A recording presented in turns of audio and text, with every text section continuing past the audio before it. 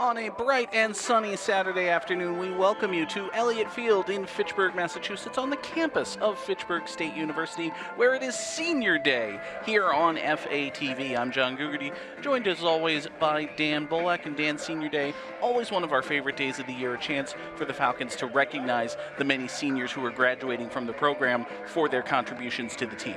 Yeah, and this year it definitely seems like a pretty big number compared to previous years where you normally see maybe 7, 8. Because after all, it's a time of attrition. Football is one of the hardest sports to really give 4 years for because there's so much work that goes into it on and off the field. But this year we have 15 players being honored today at Senior Day, which definitely feels like a much higher number than we've seen in years past.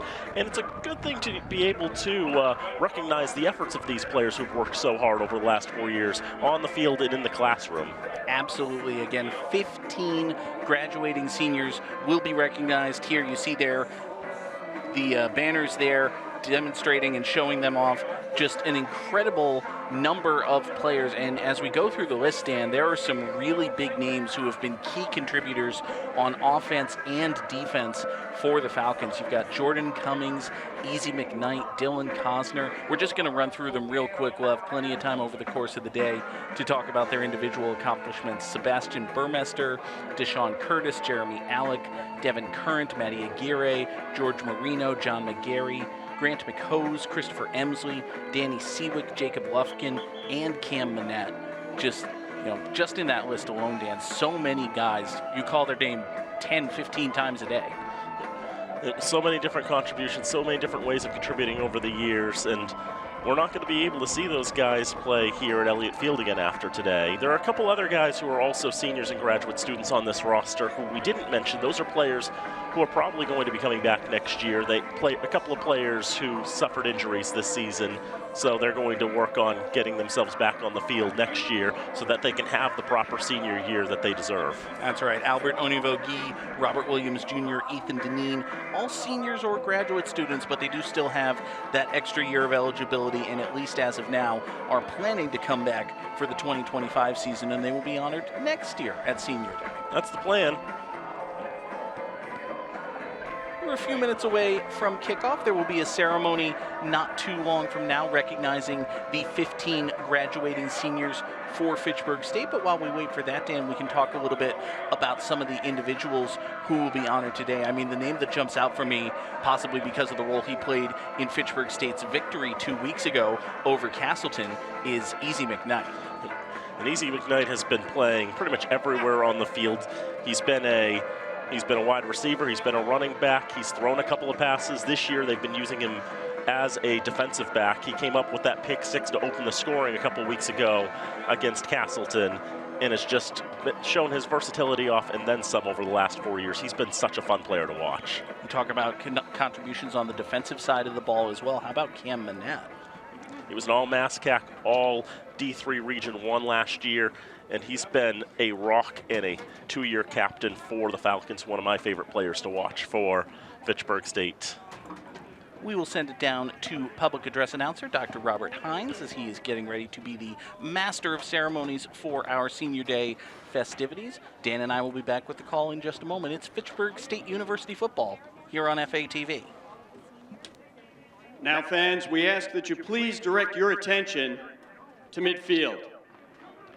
Once again, on this Senior Day 2024, we have an opportunity to acknowledge and express our appreciation for those senior members of this Falcon football team, as well as the Falcon cheerleading squad.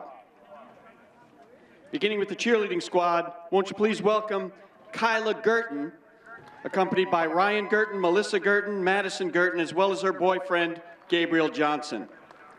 Kyla will be graduating from the Fitchburg State Nursing Program. She's been a part of the cheerleading team for 4 years and is its current president. Following graduation, Kyla hopes to use her talents as a pediatric ICU nurse. Senior cheerleader, Kyla Gurton.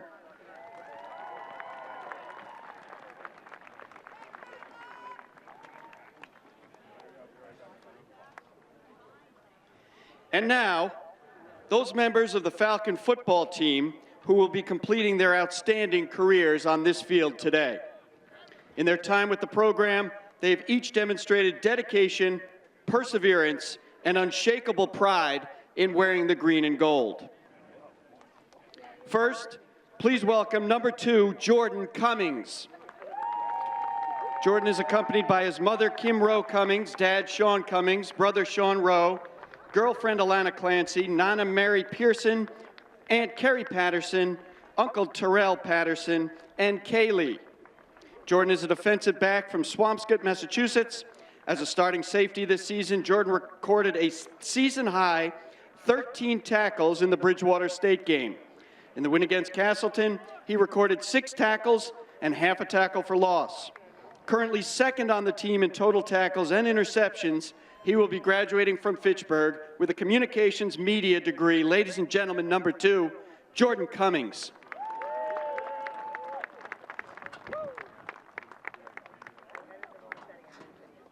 Next up is number 3, Elijah Zaire Easy McKnight. Easy is accompanied by his mother, Lucida McKnight, sister, Kiana Faith McKnight, Aunt Annabelle, mother-in-law, Jennifer Craig, and teammate, Cam Topkin. Easy comes to Fitchburg from Tracy, California.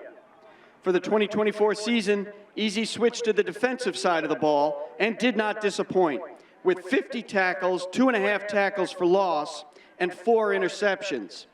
On special teams, Easy amassed 789 return yards with a touchdown. As an offensive player with the Falcons, Easy recorded 3 receiving and 4 rushing touchdowns. Currently 3rd in the MASCAC with interceptions and 1st in pass breakups, Easy will be graduating from Fitchburg State with a degree in interdisciplinary studies. Ladies and gentlemen, number 3, Elijah Zaire McKnight.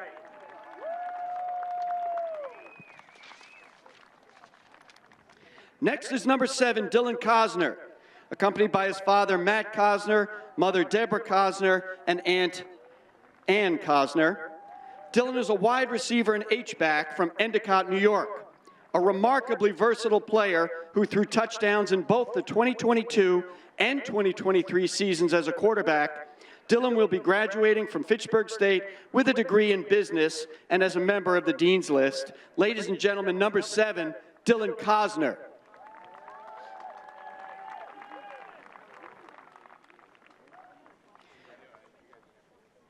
Next, please welcome number 8, Sebastian Burmester, accompanied by his mom, Laurel, dad, Ron, sister, Jackie, and her boyfriend, Andrew, and his best friend, Shane. Sebastian is a linebacker from Germantown, New York. In the Castleton victory this season, Sebastian recorded 5 tackles and half a sack. He'll be graduating from Fitchburg State with a degree in exercise and sports science. Ladies and gentlemen, number 8, Sebastian Burmester.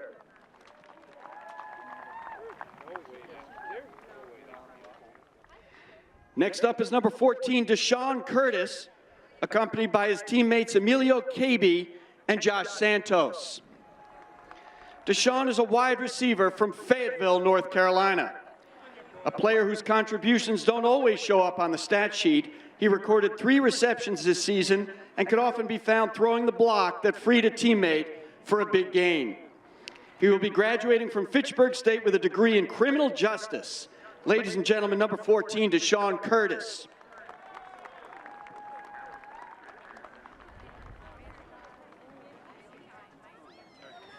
Please welcome number 18, Jeremy Alec, accompanied by his mom, Marjorie Raskin, dad, Tim Alec, and brother, Reuben Alec.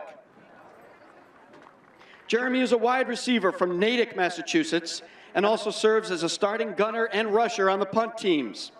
A multi-sport athlete, Jeremy also runs track for these Falcons. Jeremy will be graduating from Fitchburg State with a degree in communications, film, and video. Ladies and gentlemen, number 18, Jeremy Alec.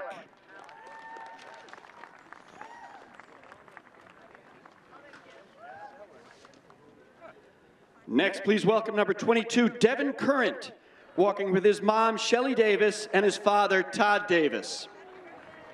Devin is a defensive back from New Carlisle, Ohio, and also a starter on the kickoff team, recording 2 tackles on kickoff in the Bridgewater State game this season.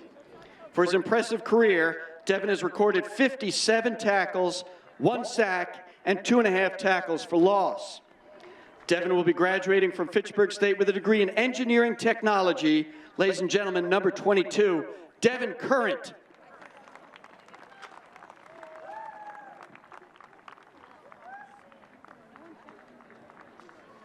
Next, please recognize number 23, Matt Aguirre, accompanied by his mom, Linda Martinez, and dad, Jose Sandoval. Matt is a running back from Laredo, Texas. He rushed for 109 yards and a touchdown in this season's 26-6 victory over Castleton. Currently, he ranks 4th in the MASCAC in rushing yardage. Over his 37-game career, Matt has rushed for 942 yards on 37 carries with 3 touchdowns and has also caught 47 passes for 365 yards and a pair of touchdowns. Matt will be graduating from Fitchburg State with a degree in exercise and sports science. Ladies and gentlemen, number 23, Matty Aguirre. Next, please recognize number 33, George Marino, walking with his dad, George Marino. George is a tight end and H-back from Salisbury, Maryland. A versatile player who has played in all 3 phases of football throughout his career, he's recorded rushes, returns, and tackles for his impressive Falcon career. George will be graduating from Fitchburg State with a degree in communications, film, and video. Ladies and gentlemen, number 33, George Marino. So your friction is down here. This knob.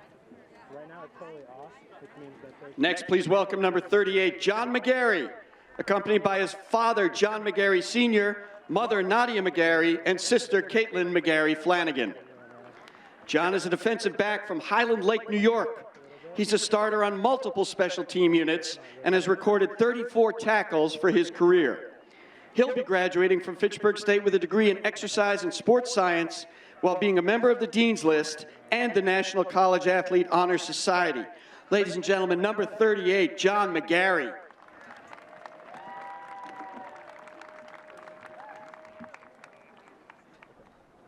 Yeah, so to make it looser, turn it that way. To make it tighter. Next up is number 43, Grant McHose, walking with his mom, Allison McHose, and dad, Morgan McHose.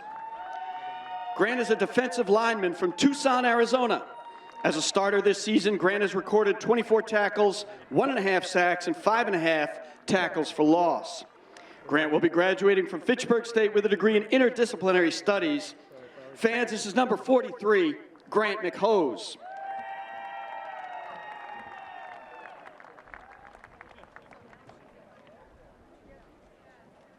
Next, we ask that you recognize number 61, Christopher Emsley, accompanied by his dad, Mike, mom, Nalita, and brother, Michael Emsley.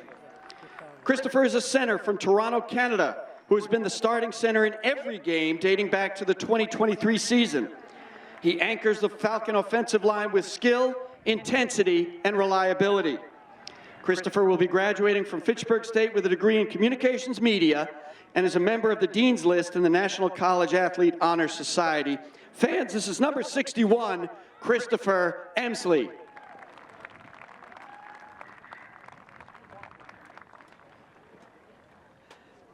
Next up, please welcome number 83, Danny Seawick, walking with his dad, John Seawick, mom, Jeannie Seawick, and brother, David Seawick. Danny is a wide receiver from Billerica, Massachusetts. He joined the team late in the summer, showing up every day with an urgent work ethic and willingness to contribute in any way possible to improve this Falcon football program. Danny will be graduating from Fitchburg State with a degree in business marketing and a minor in entrepreneurship. Ladies and gentlemen, number 83, Danny Seawick.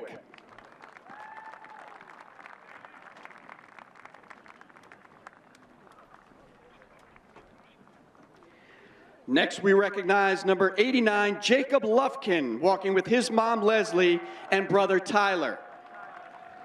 Jacob is a tight end from Worcester, Massachusetts, who is also a starter on multiple special team units. He has appeared in 31 career games in his impressive career with 2 receptions. Jacob will be graduating with a degree in business administration. Fans, this is number 89, Jacob Lufkin.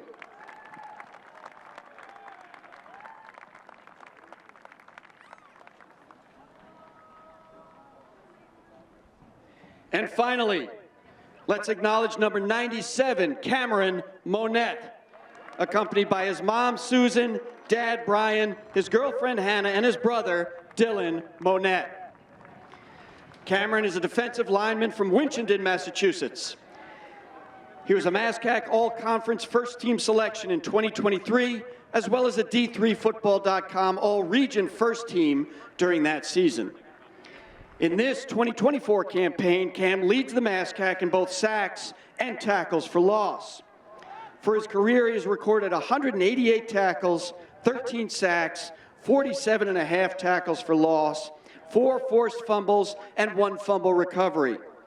Cameron will be graduating from Fitchburg State with a degree in business and is a member of both the Dean's and President's lists. Ladies and gentlemen, number 97, Cameron Monette. Fans, please join us in acknowledging one more time these 2024 Fitchburg State Falcon seniors.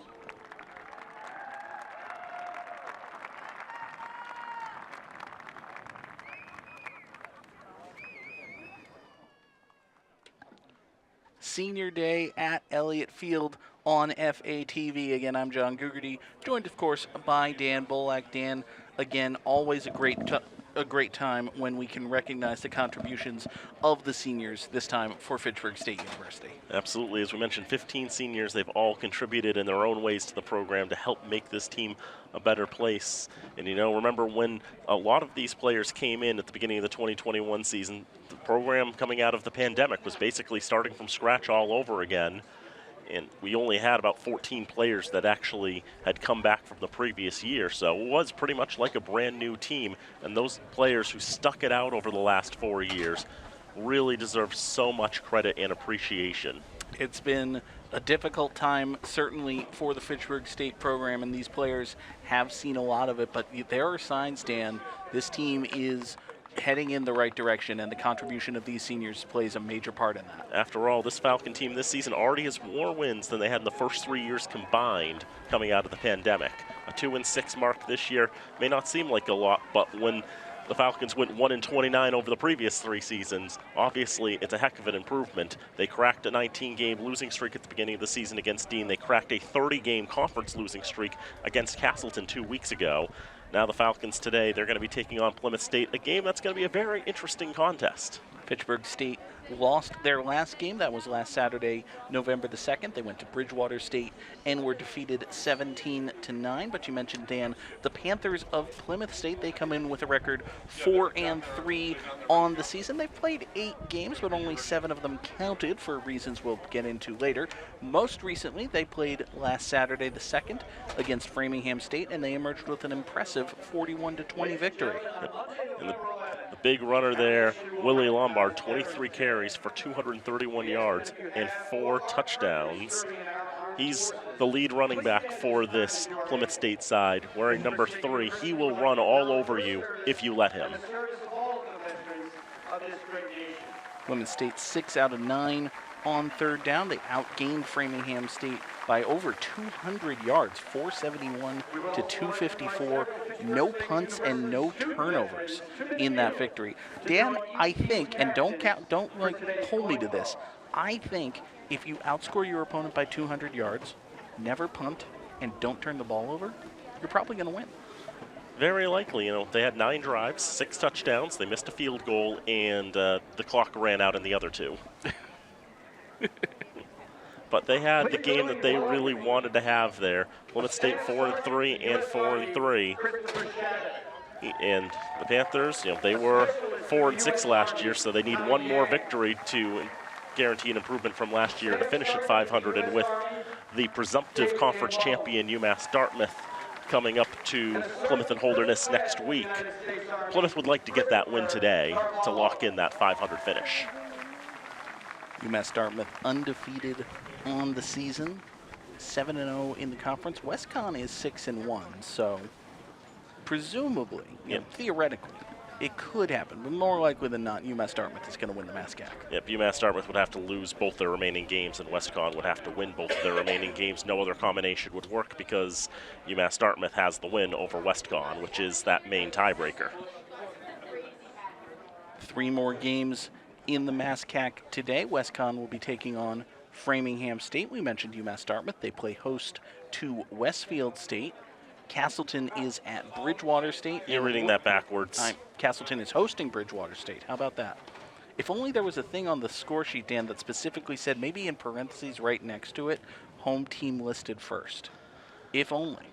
If only some dumb person could come up with writing that in there. If only. Oh, well. So WestCon is hosting Framingham State. Castleton plays host to Bridgewater State. Worcester State will welcome in Mass Maritime. And Westfield State will host UMass Dartmouth. And those are all noontime kickoffs. You see the captains at midfield, and for Plymouth State, they have a captain representing them in Josh Crosswhite. He's a senior from Littleton, one of multiple seniors from Littleton. This Plymouth State team, they love recruiting from Central Mass. Their starting and backup quarterbacks are both Central Mass grads. And there's a certain someone on the Plymouth State side who is related to me. I was going to say there's also a freshman wide receiver whose name you may have heard. We'll see if it comes up later. Falcons have won the toss and deferred, so we will see Plymouth State with the ball first. Fitchburg State with their usual complement of captains, but also sending out all of the seniors as well. Be a little bit much to have 15 captains at midfield for the coin toss. At a certain point, that would just be intimidating, wouldn't it? It'd be a bit much. Falcons in the gold on gold, gold jerseys, gold pants. They've got the green helmets and numbers. Plymouth State in the white trimmed with blue. Reminiscent of a Dallas Cowboys look, isn't it? It's dark green. It's dark green? Yep. Okay, it looks blue. The sun is yellow. That's how color math works, right? Yeah, they're a couple hundred feet away from us, too. They're also a couple of 100 feet away. There's that. But again, we will see the Panthers with the ball first, but we will step aside for the playing of our national anthem. Dan and I will have the call here in just a moment from Elliott Field. It's Fitchburg State University football, and it's on FATV.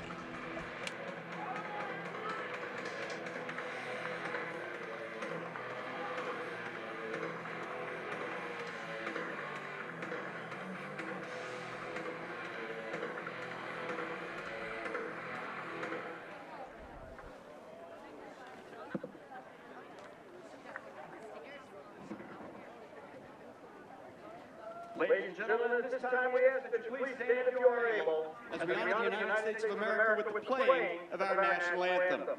Please welcome the Fitchburg High School Marching Band for today's rendition of the Star-Spangled Banner.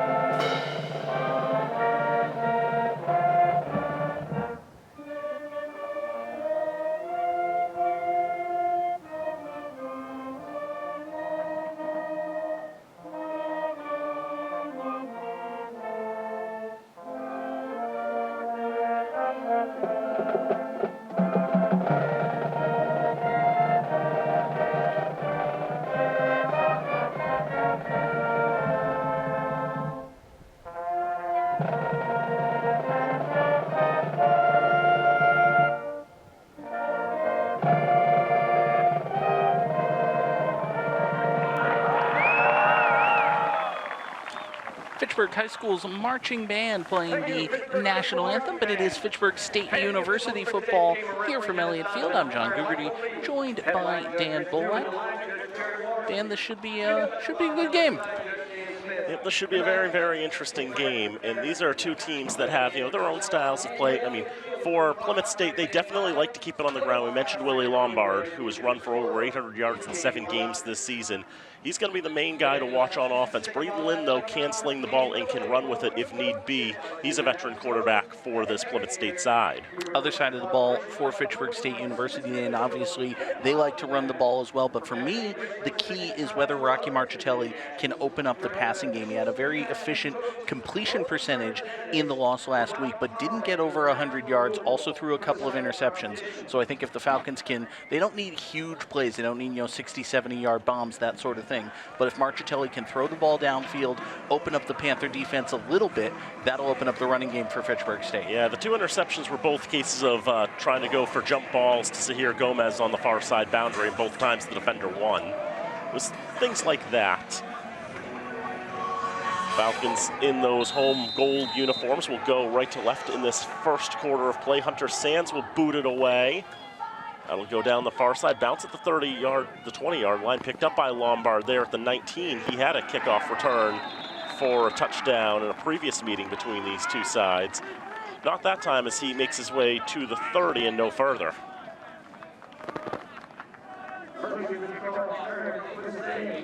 I've said his name a lot. Willie Lombard is going to be a guy we're going to be saying a lot. He's a senior. He's from Bridgewater, Mass. Graduate of Bridgewater Raynham. Averaging more than 6 yards a carry. Tough task for this Falcon defense. You see Braden Lynn, the senior quarterback from Littleton, 6'2", 230. Former Tiger will take the snap under center. On first down, he will hand it to Lombard. Spin move right at the 30. Pushes forward for a gain of a couple of yards.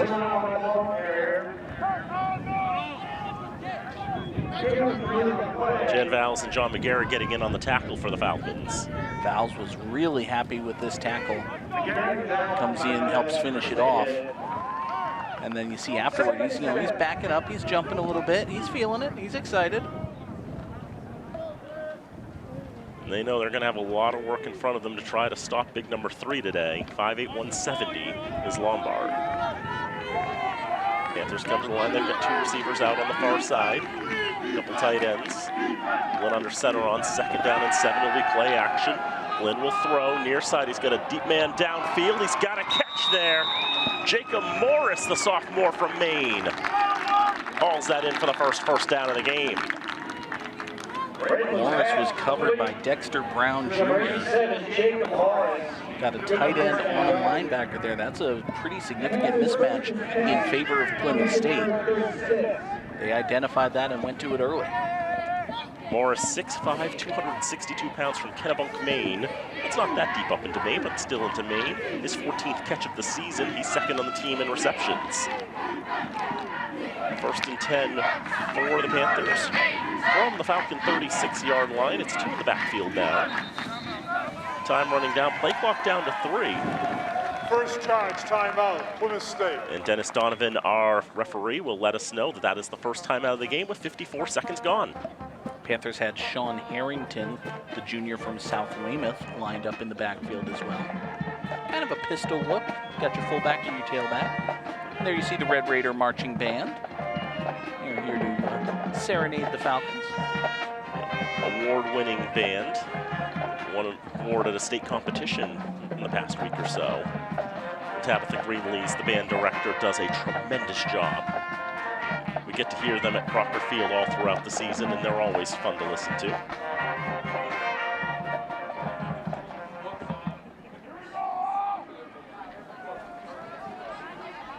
They'll also be here for a halftime show as well a little later on. Folks, if you're in the Fitchburg area, we absolutely encourage you to come on down to Elliott Field.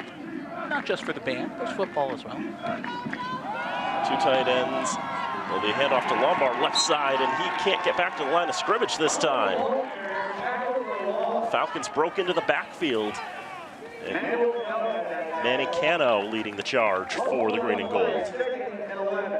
You can tell already, Dan, Fitchburg State knows that they have a big rushing attack coming at them, and they are prepared for it. This time, Cano bursting into the backfield, stopping Lombard after a loss of 1. Cano, the junior from Lowell, 41 tackles coming to today, 2 tackles for a loss as well. Can add to his count on that. 2nd down and 11 coming. They'll switch more into the pistol look with Lombard deep in the backfield. A couple tight ends to the right side. It's going to be a throw to the left side. Wide open is Crosswhite. He shakes off a tackle at the 25, at the 20, still going. He'll dive forward around the 10-yard line. 4th catch of the season for Josh Crosswhite, the Littleton connection. Falcons are making their intentions known on defense, Dan. They are going to bring pressure and try to force Plymouth State to go to the air. Early on, Braden Lynn has been up to the task. He's got 2 big completions. Jacob can take a break. It's first and goal from the 10-yard line. Lynn with one to the left goes back to Lombard, and Lombard will try to drive forward for a couple of yards. Easy McKnight's there, Tommy Costa as well. Be about a 3-yard gain. Try the left side this time with Lombard. Gets a couple yards, but really not much more than that. The Falcons definitely committing to the run D, forcing the Panthers to try to throw. Braden Lynn is 63% completion percentage, 54 for 86 for 723 yards this year. 2 touchdown passes, but 4 picks. 2nd and goal from the 7. Lynn's going to run it himself. Take it all the way. That doesn't work. Jordan Cummings with the TFL.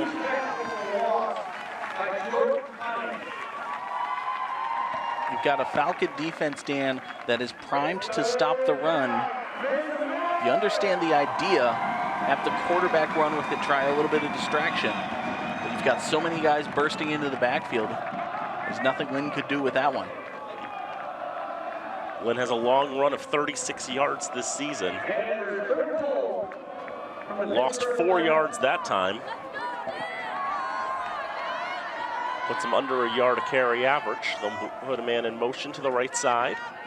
As Lynn wants to throw Manette, a bunch of jersey grabbed on him. Gets a throw out to Lombard on the right side. Lombard's into the end zone. Touchdown, Panthers. The passing game's working just fine for Plymouth State, and Willie Lombard gets into the end zone for 6.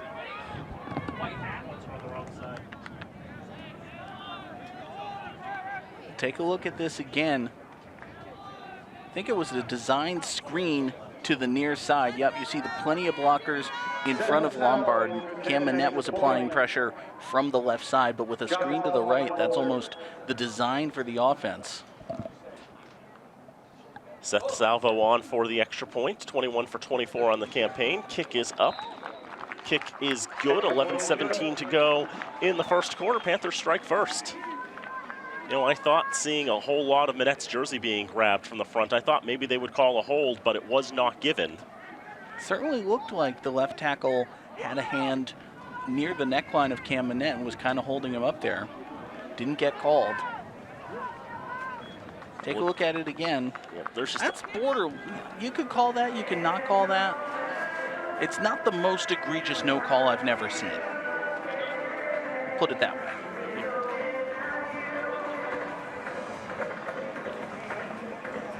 So the Panthers strike on their first possession of the contest. We'll see how the Falcons can respond.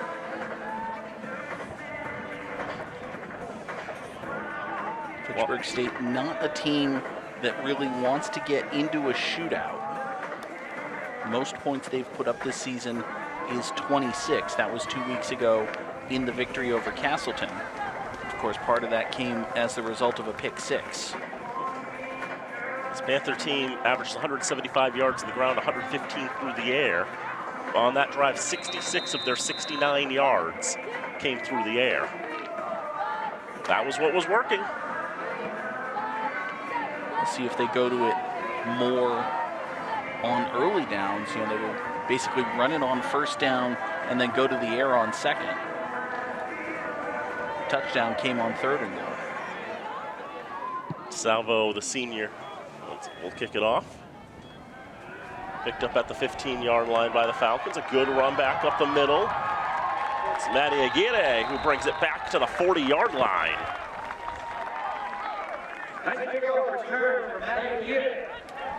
Tremendous work for Aguirre. Hasn't had too many kickoff returns this year, but that's one of his tools in his belt. It's a great run back to the 40, so the Falcons will have very good field position to work with.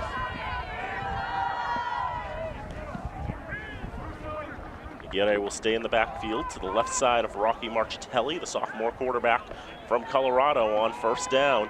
It's a fake, and then it's Marchitelli running with it himself and diving forward for a gain of 5 yards.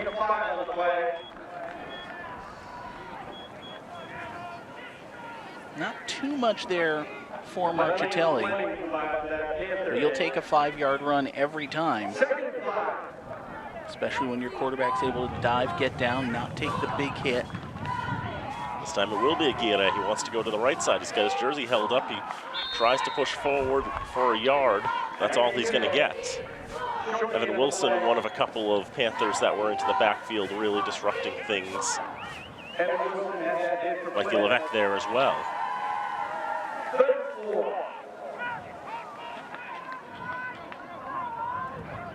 Got Aguirre in motion, going to the right even before the snap. Plymouth State able to follow him well.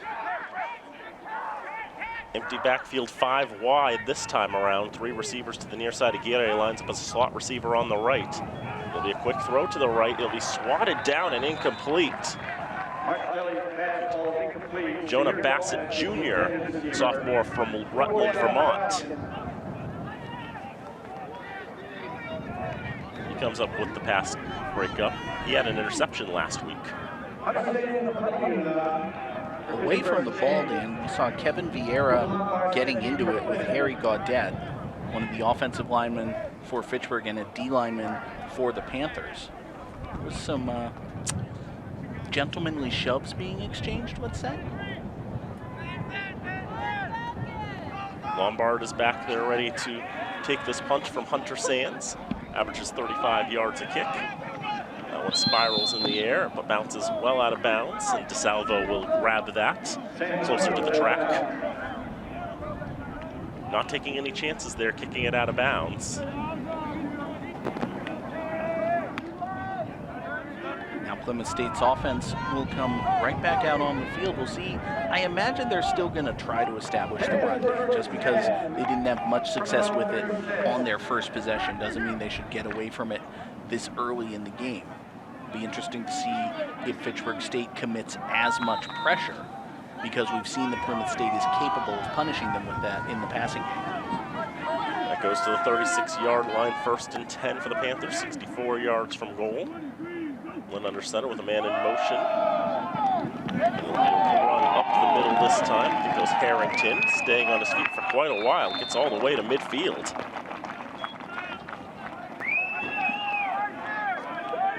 Sean Harrington it was, the junior from South Weymouth, with his 19th carry of the season.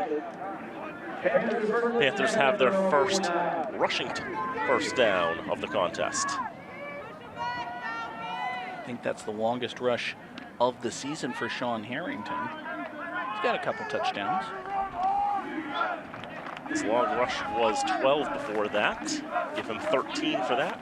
At the 49-yard line of Plymouth, it's 1st and 10. Here is Lombard biding his time, going right side of the line, ran one of his blockers. Bounce off them and continue on for a couple more yards. He's into Falcon territory, down around the 42-yard line. Cano getting in on the tackle for the Falcons. That's great vision and patience by Lombard, Dan. We'll see it here on the replay. He's waiting, looking for a hole to open up, and when it does, then he accelerates through it. It can be so easy, especially for an inexperienced running back, to take the handoff and just run as fast as you can, and if you hit someone and get tackled, oh well. Lombard did a good job waiting for the hole to open up and then accelerating through it. 2nd down, 1 to go. Crosswhite goes in motion. Harrington will take it and go to the left side. He'll have enough for a first down. Second effort gets him to the 37-yard line. Another first down for the Panthers. And Dan, this is a good example on this drive, what we talk about when we talk about opening up the defense with the passing game, right?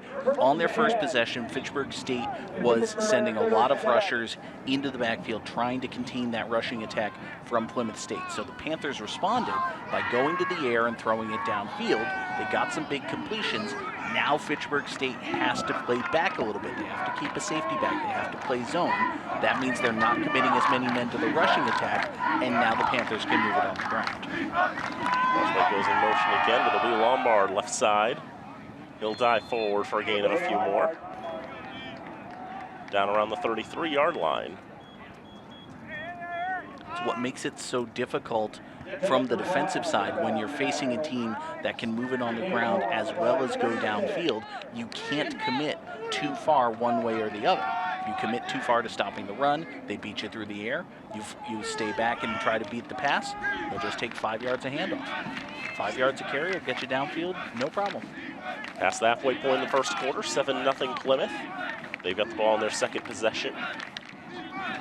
Wynn wants to throw this time, goes to the left. It's going to be caught. Big collision there. Devin Connolly with the catch. The freshman from Florida gets blasted out of bounds.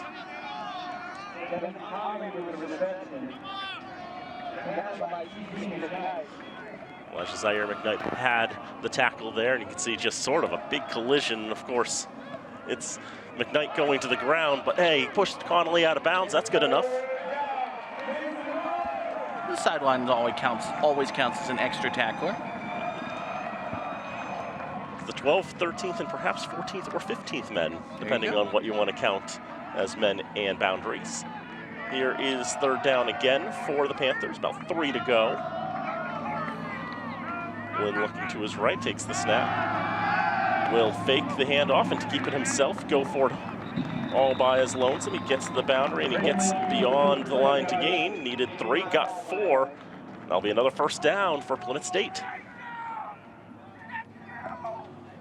We mentioned Lynn, a capable rusher in his own right. Plymouth State's established the run with Lombard so well, Fitchburg State had to respect the play fake. And you've got the quarterback on the bootleg, he's got the angle, he's got the first down. Braden Lynn, as we mentioned, he's a senior from Littleton, Mass. That's only about 15 miles away from Fitchburg. Just a little bit down Route 2. Where Routes 2 and 495 meet. First and 10. A handoff, left side. Gregory Walker will have his first touch, the junior from Boxford. That's up in northeast Massachusetts. He's going to get to about the 20-yard line, a good run on first down.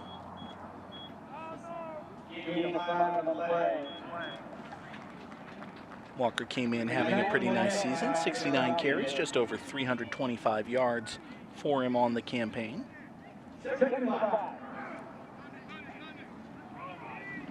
He's from Boxford, graduate of Masconomet. It's funny, the players number 24, 25, and 26, all Masconomet grads, all from different towns. Literally the 3 towns that Masconomet serves. Harrington on second down, run up the middle, bounce off a couple blockers. Taken down around the 15, and that will be good enough for another first down for Plymouth State.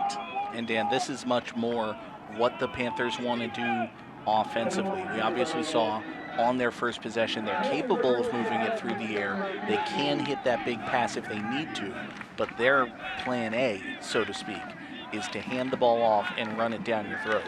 And they're doing that very effectively on this possession. Panthers already with 7 first downs in this contest and 118 yards on the ground. 4:07 to go in the first quarter and a 7-0 lead for Plymouth State. First and 10 again. Lombard bounces off one tackle, now is going all the way out to the far side, trying to get past Cummings, trying to get past McKnight. Eventually forced out of bounds inside the 10-yard line, and that's just great work there by Lombard to keep his momentum going. Yeah, we'll take a look again here at the replay. This play looks like it's going to get blown up in the backfield. A couple of different Falcons get there, but Lombard's able to maintain his composure, stay on his feet, bounce it out to the outside, and pick up a good gain. Enough for goal to go, out of bounds the 6-yard line.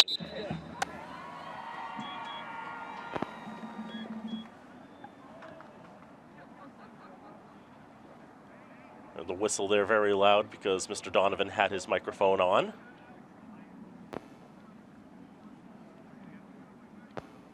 What? Feels like he'd like to say something. He's got something in mind. Maybe not. Picked up a mouthpiece or something. Ah. He picked up something on the field. And now we're back and ready for play. Plymouth wasting no time. Lombard up the middle. Gets wrapped up by Cano. Right at the line of scrimmage. A negligible gain, if anything. Panthers tried to hurry up to the line, catch the Falcons flat-footed. Fitchburg's defense equally aware. They were able to stop this run for basically no gain. We were saying Mr. Donovan might have wanted to say something, ultimately chose not to, and normally the referee has not had to say very much when it comes to Plymouth State games because Plymouth State is literally the most disciplined team in the nation. Only 17 penalties accepted against the Panthers this season in 7 games. It's quite good. Here's Lombard diving forward again. He's inside the 5-yard line. Mark him down around the 2.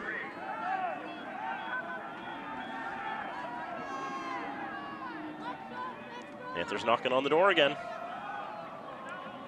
Last time they had 3rd and goal, they got there after throwing the ball most of the way downfield, got stopped a couple of times on the ground, and then hit a screen pass for the touchdown. Lynn has not completed a pass on this drive. He hasn't attempted one. Be a little surprised if they throw for it here.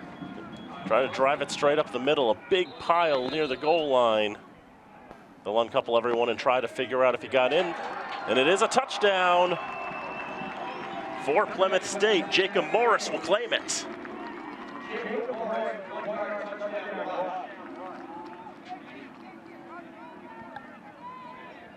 From what I can tell you, Morris doesn't have a carry on the season. But he took the direct snap under center and just drove it forward. He's a big guy, 6'5", 262. So if you're going to run a quarterback sneak, why not him? A little surprised at the play call, quarterback sneak from a full 2 yards out, but Morris was able to follow his line and get in there. Crossweight with the hold, DeSalvo with the kick. He missed that one to the left. He was 21 for 23 coming into today. That's just his 3rd miss on the campaign. 1:59 to go, first quarter, 13-0 Plymouth in front. Let's take a moment to thank our Actually, let's first look at this missed extra point attempt. As you see it curl to the left. And when we come back from the break, we'll thank our FATV underwriters. Fitchburg Access Television's remote productions are brought to you in part by Rollstone Bank and Trust, Acme Carpet One, All One Credit Union, The Sentinel and Enterprise, Minuteman Press, and Unitil. Another shot of the Fitchburg High marching band. We mentioned Fitchburg State broke a 19-game losing streak at the beginning of the season. Fitchburg High School had a 20-game losing streak going into last night's contest against Worcester Tech, but they were able to break that with a 13-0 victory. Zacchaeus Collins with a 10-yard touchdown run and a 40-yard pick six. The sophomore quarterback slash safety getting it all done for the red and gray. Ordinarily, Dan, when a quarterback scores a touchdown and has a pick six, you think, oh, okay, well, you know, mixed bag. But no, that was just a great all-around performance for Zacchaeus Collins, accounting for 12 of the 13 points in the Red Raider victory. Good kickoff by DeSalvo, but fumbled by Matty Aguirre. Picks it up and just tries to salvage what he can. He'll be forced out of bounds around the 25-yard line. So a little longer field this time for the Falcons to run.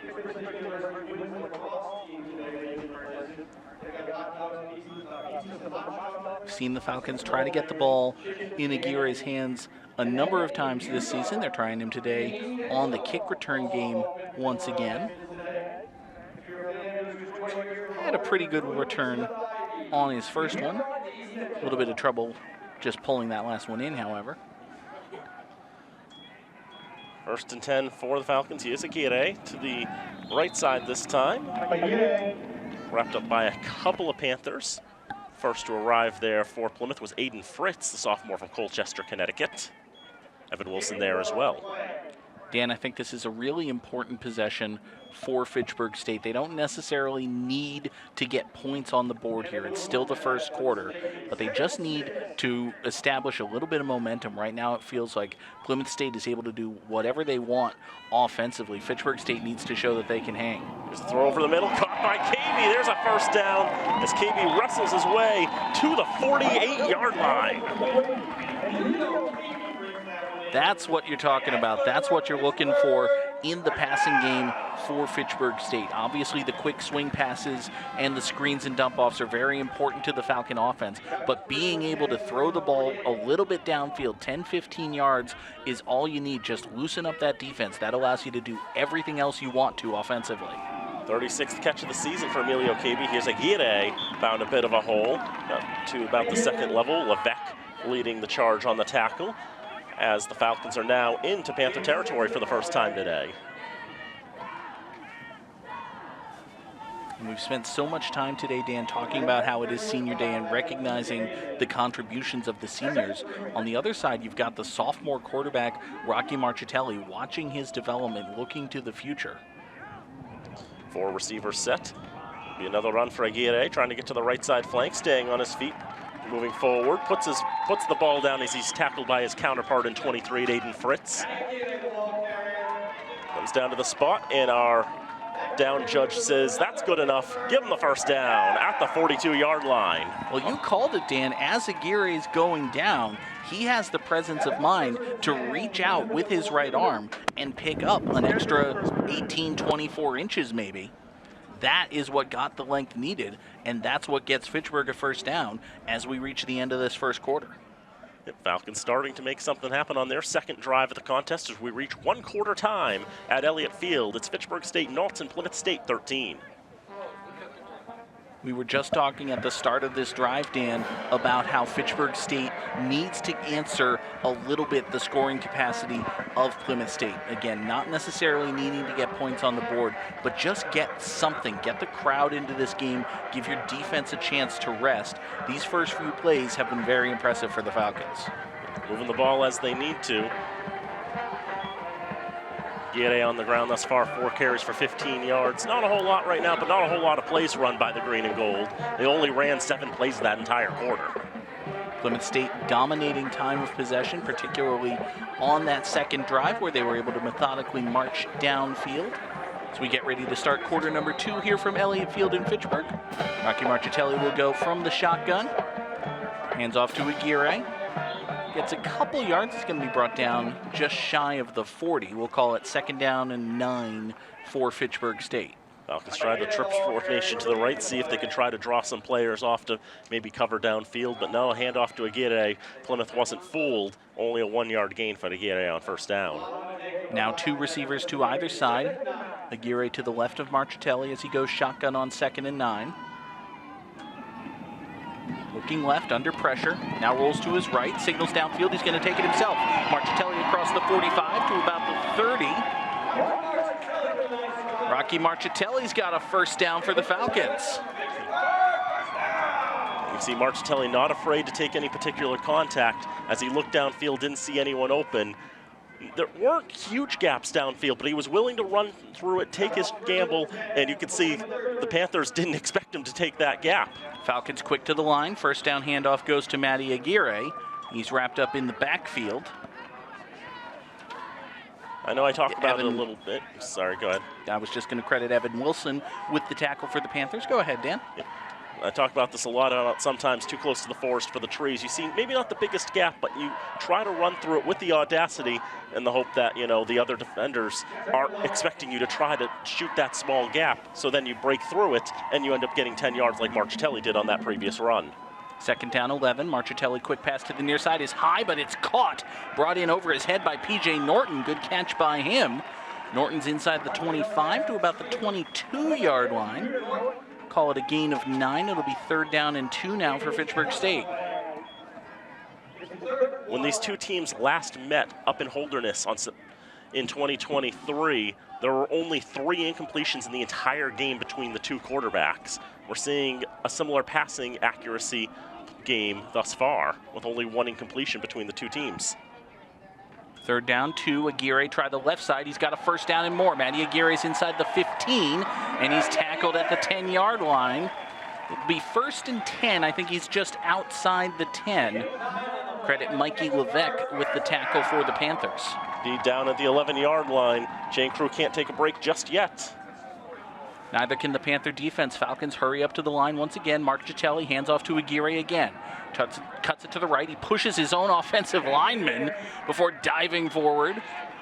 He's inside the 5. Call him down at about the 3. Fitchburg State really pushing the tempo, Dan. They feel they have an advantage and they want to lean on it. Marchitelli from the shotgun, 2nd and goal from the 3. Snap, handoff to Aguirre, basically the same play. Gets a push from behind, but he's going to be tackled basically at the line of scrimmage. We'll call it 3rd and goal now, or rather 3rd and 2 from the 3.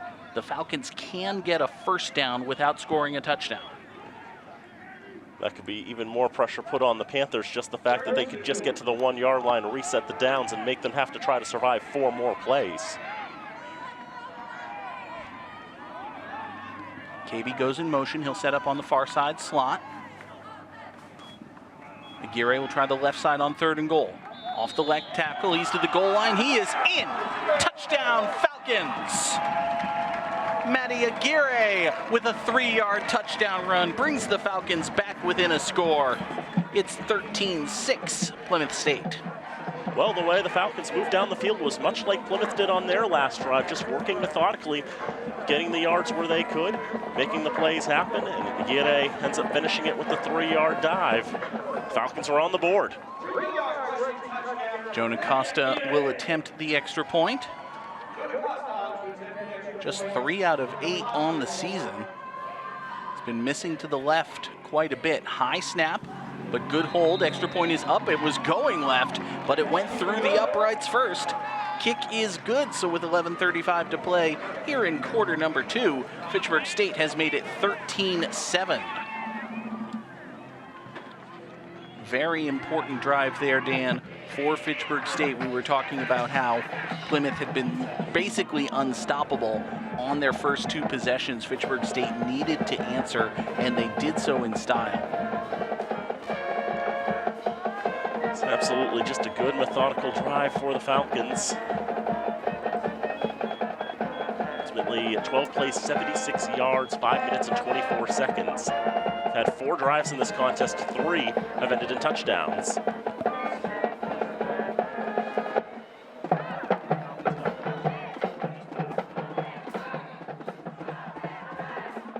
Hunter Sands will kick it away for the Falcons.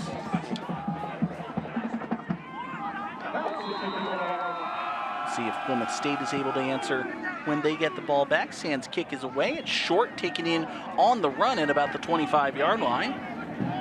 Running straight into the fracas was Lombard. He's tackled at about the 36-yard line, so give him 11 on the return.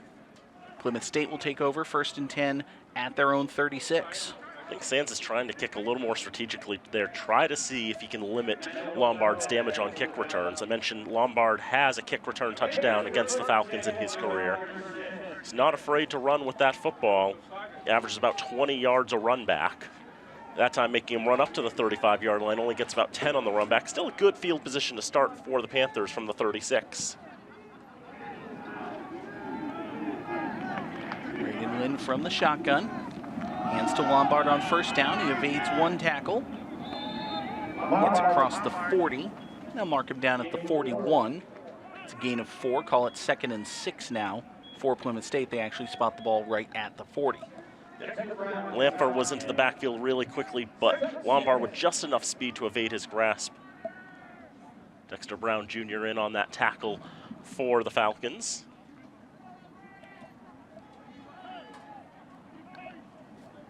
If you're just joining us, the Panthers scored on their first possession, mostly going through the air, and they were exclusively a ground attack on their last drive. We'll see what they do here with the 3rd. Lombard on 2nd down. Spins out of 1 tackle, gets across the line of scrimmage. Give him a gain of 2. Cano, McKnight. They were 2 of the Falcons that were there to meet Lombard at the 40-yard line. Just tries to go to the right, only a 1-yard gain this time. 3rd and 5 coming. Panthers a perfect 3 for 3 on 3rd down in this contest. On the season, they convert on 3rd down about 44% of the time. 3rd in the MASCAC. Wynn will throw here on 3rd down. Looking long to the right side, single coverage. Pass is overthrown. Easy McKnight was there defending for Fitchburg. It was intended for Devin Connolly, the freshman from Boynton Beach, Florida. Was an obvious passing down there with the 3rd and 5. A nice easy sling there for Lynn, but just a little too much on it and badly overthrew Connolly. Lynn is the punter for the Panthers. That's a thing that Paul Custonia's side has often done over the years. I should say Paul Custonia and Devin Zeman's side, their co-head coaches. Lynn averaging 35 yards per punt. And obviously, as he is the quarterback, you have to be mindful. Just barely gets this one away. Bounces at the 22, taken in by Easy McKnight. He'll try to bounce it to the near side. Falcon sideline explodes as they see he's turned the corner. Easy's at the 50, the 40, the 30, he is gone! 15-10, touchdown, Falcons!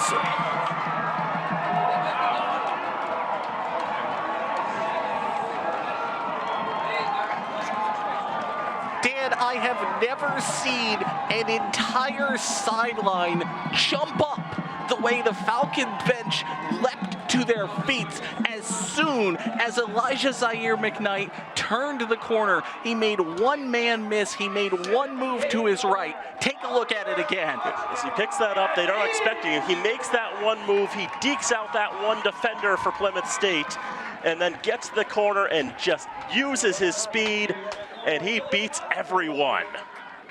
Beautiful. Costa to give the Falcons the lead. Extra point is up.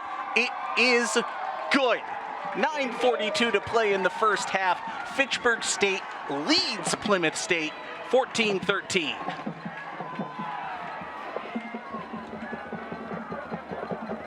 Wow.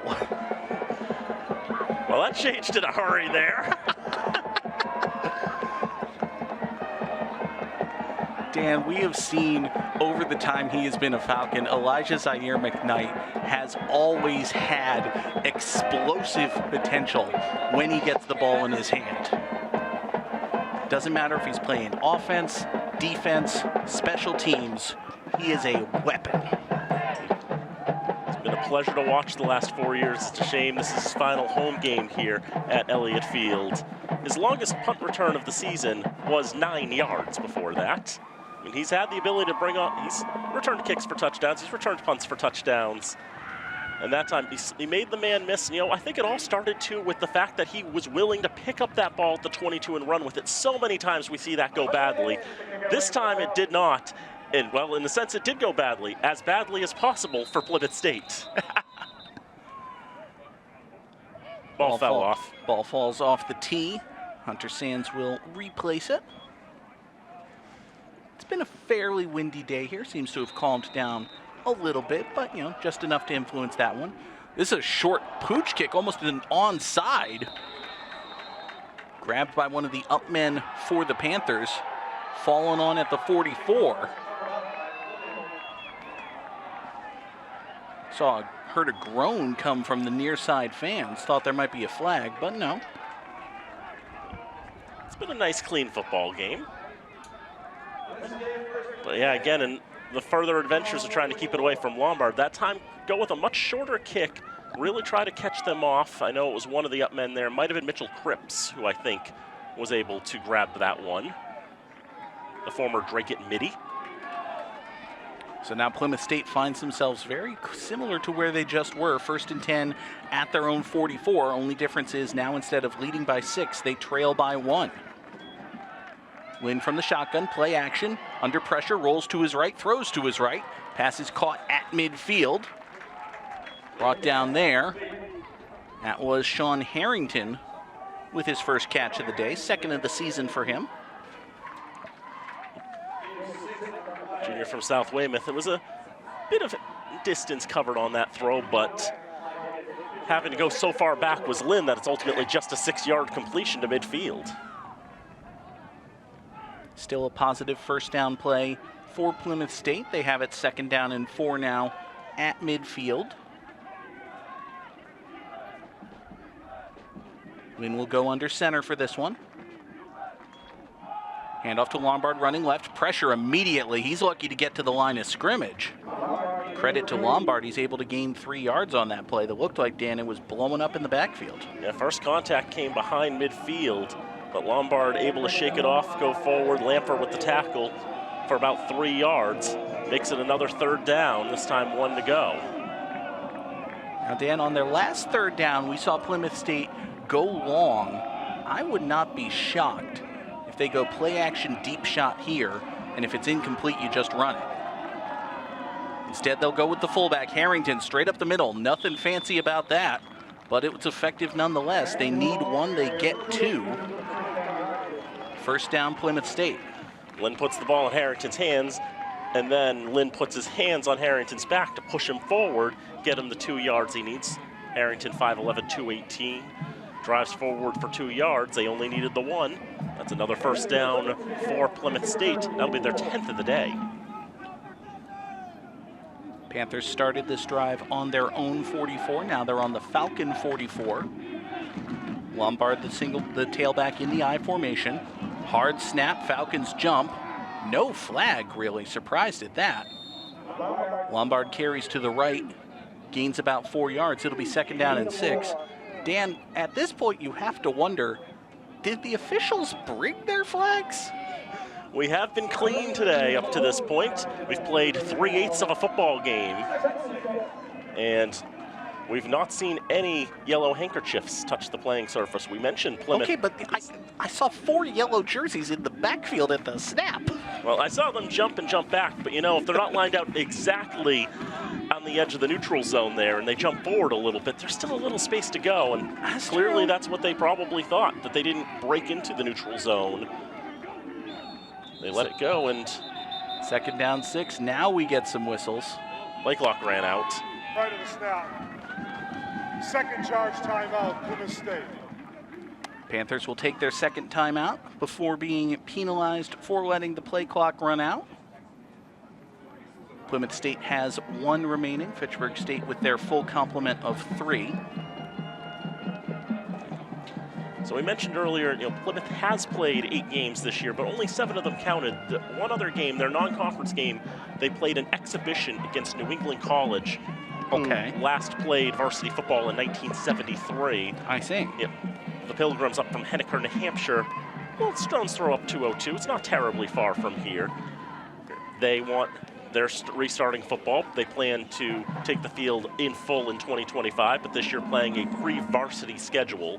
And so one of those games was against Plymouth State. New England College ultimately did win that game by a score of 20-14, and the Pilgrims did go 4-3 in this warm-up season. But I don't think Plymouth was using all of their first squad in that contest. Yeah, probably not. Yeah, and it's an exhibition, so you don't have to use all your ones. 2nd down and 6 for the Panthers. Play action fake. Going long, right side, single coverage again. Receiver fell down.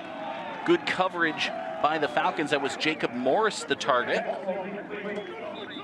Morris has a touchdown on a quarterback sneak today. One of the linemen for the Panthers will have to check out. That's Jack Clays. Clays lost his helmet. He'll head to the sideline. So he won't be here for a very big 3rd down. That was the play I think you were trying to suggest they run about 3 plays earlier. On 3rd and 1. Play fake, go long, and then if you don't get it, just run it on 3rd down. Now here on 3rd and 6, I want to see him run if I'm a Plymouth fan. Pick up a little bit and go for it on 4th. Panthers instead will chuck it to the near side. That pass is high and incomplete. Intended for Cross-White. Lynn looking a little bit wild on his last few throws. And now, Dan, after the incompletion, it's a very awkward call. 4th and 6 at the opponent's 40. Your quarterback is your punter, and they are going to back Lynn up. Give him a chance to coffin corner the Falcons here. last 2 years, Lynn has been the starting quarterback against Fitchburg State, and I believe Lynn only has one incompletion in his career coming into today against Fitchburg State. On that one drive, he had more incompletions. Lynn gets this kick away, angling for the sideline, bounces at the 10, and it'll run through the end zone for a touchback. So it's a net of 20 yards. Fitchburg State's offense will take over, 1st and 10 at their own 20. Still 6.5 minutes to play here in the second quarter, so plenty of time for the Falcons. But Dan, for the first time today, Fitchburg State's offense will take the field with the lead. Definitely a different feel there. Just a quick out-of-town scoreboard. Castleton up on Bridgewater 7-0. Maritime up on Worcester 20-7. And UMass Dartmouth leads by 2 scores over Westfield State. Framingham and Westcon have a game going too. Nobody wanted to post a live stats link there because sidearm sites. I see. I could find it. I just have to go through 6 pages to get there. Marchitelli from the shotgun on 1st down, hands off to Matty Aguirre. He runs into a wall on 1st down. That wall's name was Evan Wilson, senior from Derry, New Hampshire. Previous attendee of the Pinkerton Academy, just in case he wants to catch any Prohibition-era gangsters. The Pinkerton Academy is a very unique school in that area, too. They're a private school, but they also serve as the public school for about half a dozen communities in the Derry area, including Derry, of course. 2nd down and 9 for the Falcons. Empty backfield this time. Marchitelli under pressure to his right, rolls to avoid it, sets, pumps, thought he was going to throw, he'll take it himself. He's across the 25 to the 30 and out of bounds. He'll come down to the spot. He's across the 30-yard line. That's a 1st down, Fitchburg State. That was pretty interesting there. He was so ready to release that football, and then he just thought, you know what, I think I can run this. I can run this. And so he does run this. You know what, Dan? We saw on that replay, he had a defender at the 2nd level who backed up with the pump fake, and that freed up Marchitelli to run for the 1st down. Aguirre, the ball carrier, on 1st down, tries the left side, doesn't get much. Maybe a gain of a yard, but now we'll call it 2nd and 10 for the Falcons. Seeing Marchitelli, again, showing off the courage to run with that football and to commit with it. That's something I've really enjoyed watching him improve on in his running skills this season. Really gives him another dynamic to his game and another thing that opposition defenses have to watch out for. Yep, we saw a little bit of it last year before his season-ending injury. He's continued that this year. It'll only develop as he continues to mature. 2nd down, they try handoff to the left side again. Maybe a little bit more than on 1st down for Aguirre, but not much. It'll be 3rd and 9 now for Fitchburg. Plymouth's doing a bit better at shoring up the run D. Aguirre has had a lot of trouble breaking past that first level of defense for the Panthers. Now 3rd down, Falcons go empty. Aguirre lines up in the near side slot. Marchitelli looks right, throws right. High pass, but it's caught. Brought in just past the sticks. Sahir Gomez, the catch. It's another Falcon 1st down. Aiden Fritz and Jake Dreyfus were there to break that up. And by all arguments, one of them probably should have come up with that, but that was just great athleticism by Gomez to reach up and pull that down as Aguirre runs for 2 yards on 1st down. Decent gain on 1st down, but getting back to that 3rd down pass, not only, Dan, was it great athleticism by Gomez to go up and get that ball, it was incredible placement by Marchitelli. You would think if the receiver has to leap up and get the ball, it's because the quarterback has overthrown it. If Marchitelli delivers a quote-unquote perfect ball there, that's a pick 6. He had to get it high over the defender, but not so high as to overthrow Gomez. That's great finesse with Marchitelli. Now on 2nd down, he throws over the middle. That one's high, but brought in. Great job hanging on to that by P.J. Norton. And we've got our first penalties of the day.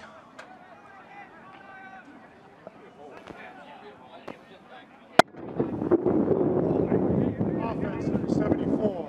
10-yard penalty, 2nd down. Josiah Russell guilty of the hold. Back the Falcons up 10 yards and negate a first down pass.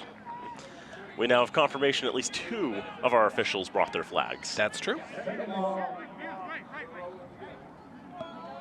So instead of a first down into Panther territory, it'll be 2nd and 20 for the Falcons.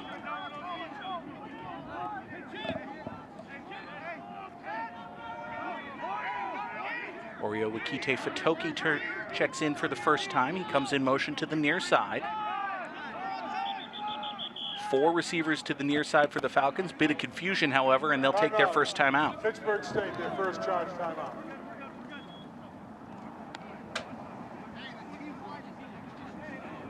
Didn't look, Dan, like Fatoki quite knew where he was supposed to be lined up. You heard 3 or 4 guys on the near side kind of screaming at him to get him lined up on the near side. He had set up all the way on the other side of the field. And we ran up there, it sets up a quads formation there on the near side. It's a little unusual. Maybe they were thinking try to set up a quick bubble screen to him, get some blockers in front of him, but didn't get it set in time. Izzy Abraham elects to take time out. Falcons have 2 remaining. I believe the Panthers have used 2 of their own, so they have 1.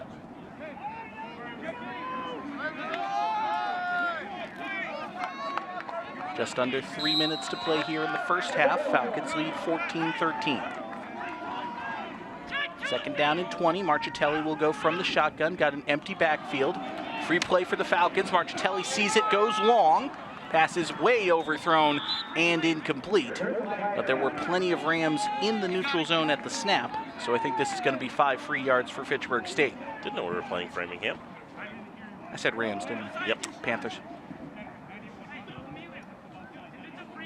It's fine, they're NFC teams. Offside. Defense number 91. 5-yard penalty. 2nd down. Pick a Panther, they pick Jacob Daigle to assess the penalty against. He's a freshman from North Haven, Connecticut.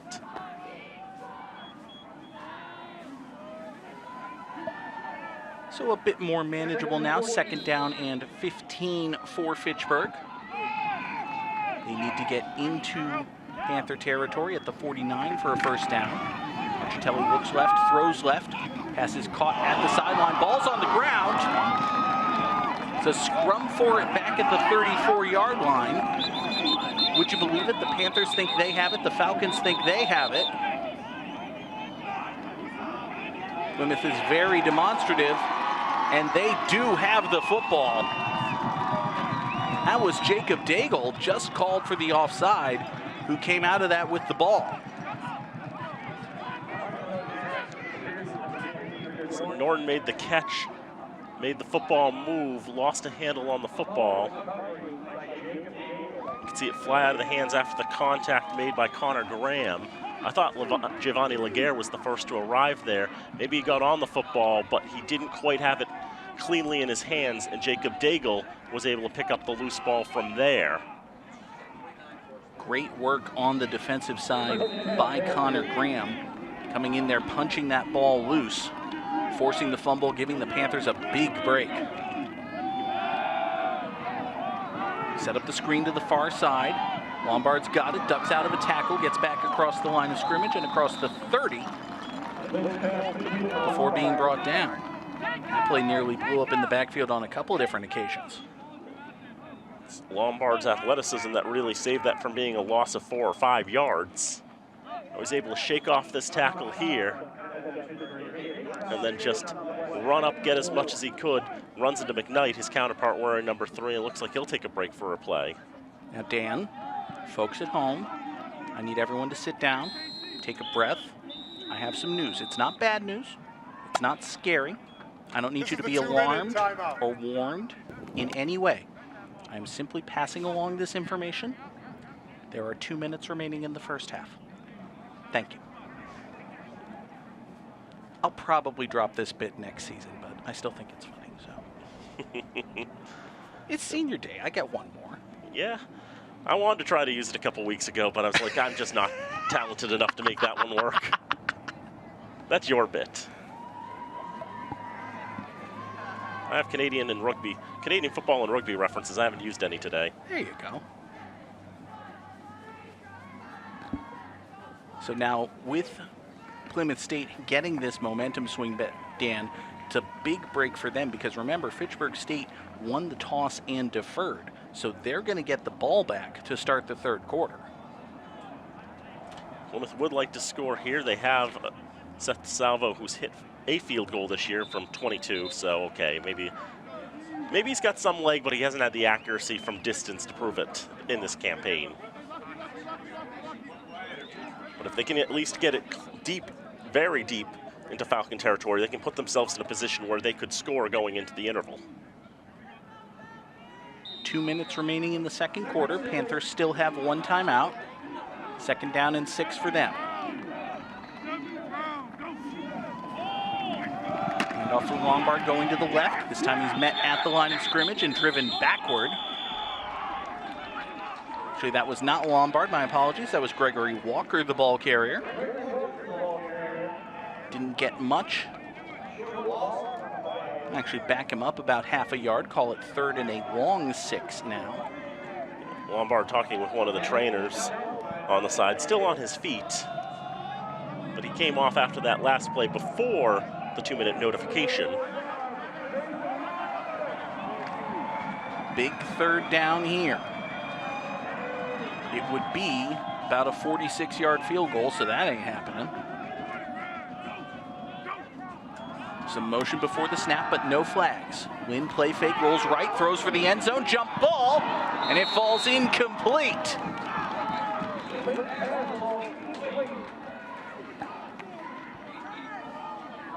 I think it was intended for Connolly. There were 2 Falcons there. Easy McKnight was one of them. He gets credit with the Bruck.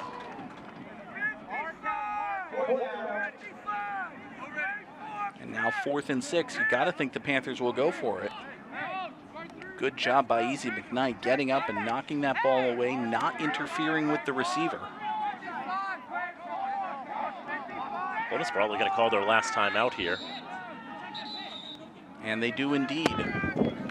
You really can't say enough, Dan, about the adjustment Easy McKnight has made to playing defense here in his senior season. He's had so many years of incredible offensive contribution, but seasons that were marred, cut short by injury.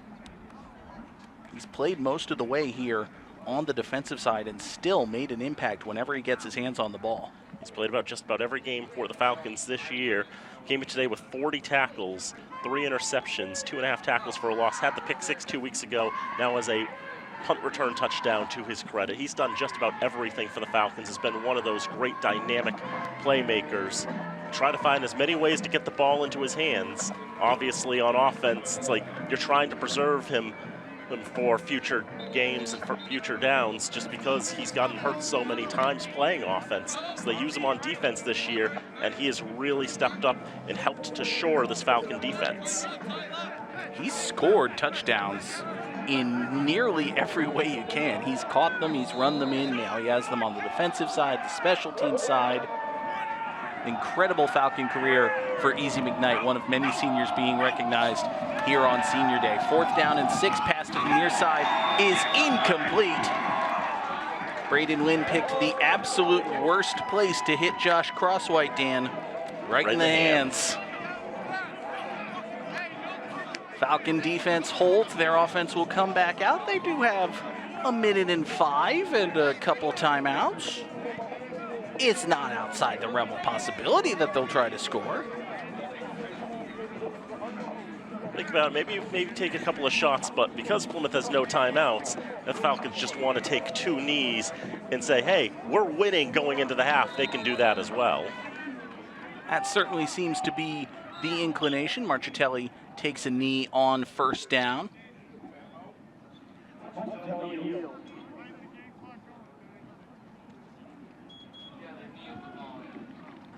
There was a bit of confusion here. Folks didn't. Snap was so quick they didn't even realize that it had been taken. The demands of the play clock say that there must be one more snap before we go into halftime, so players will mill around and talk about what they're going to do at the break, and then we'll go under 40 seconds. Everyone will line up and snap, and then we'll go to the locker rooms.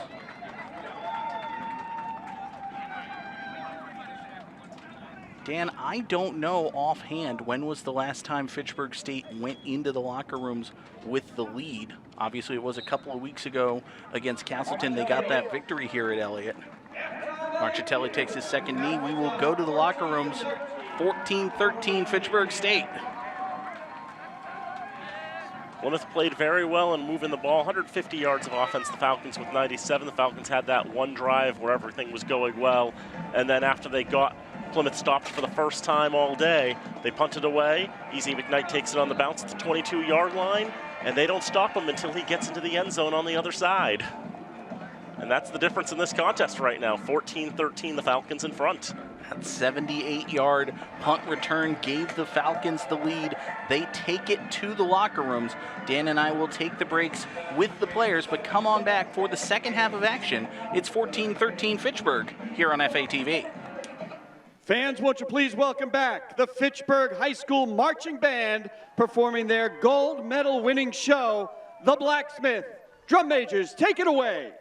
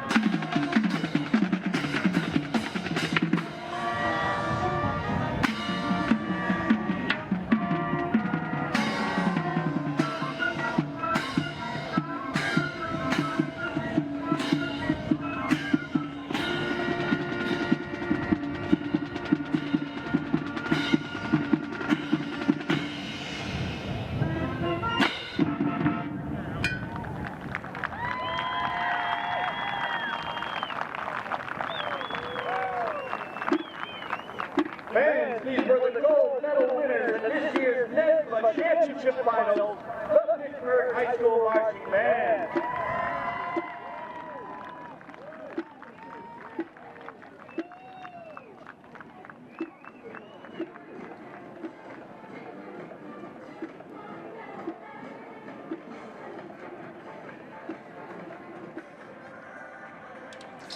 Back here at Elliott Field on the campus of Fitchburg State University, Fitchburg State leads Plymouth State 14-13 at halftime. Dan, after 2 possessions by the Panthers, it looked like this one had the potential to be a blowout. Plymouth State had scored twice in this game, one on their first drive primarily through the air, and then on their second possession, they used the ground game to great effect. But after those first 2 scores, Dan, Plymouth State really hasn't been able to get it going offensively.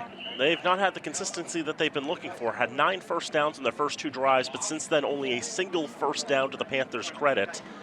Falcons were able to wrestle it back, score on their second possession of the contest, get it in from Matty Aguirre to make it a 13-7 game. And then after they got the Panthers stopped for the first time, Braden Lynn punted it, took a bounce to the 22-yard line, and Easy McKnight does what Easy McKnight does. We'll take a look at some of the highlights from the first half of action.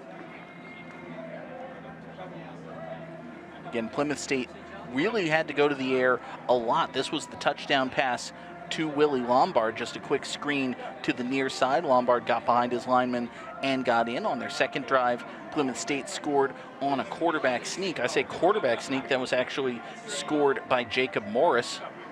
Tight end went under center and took that one in.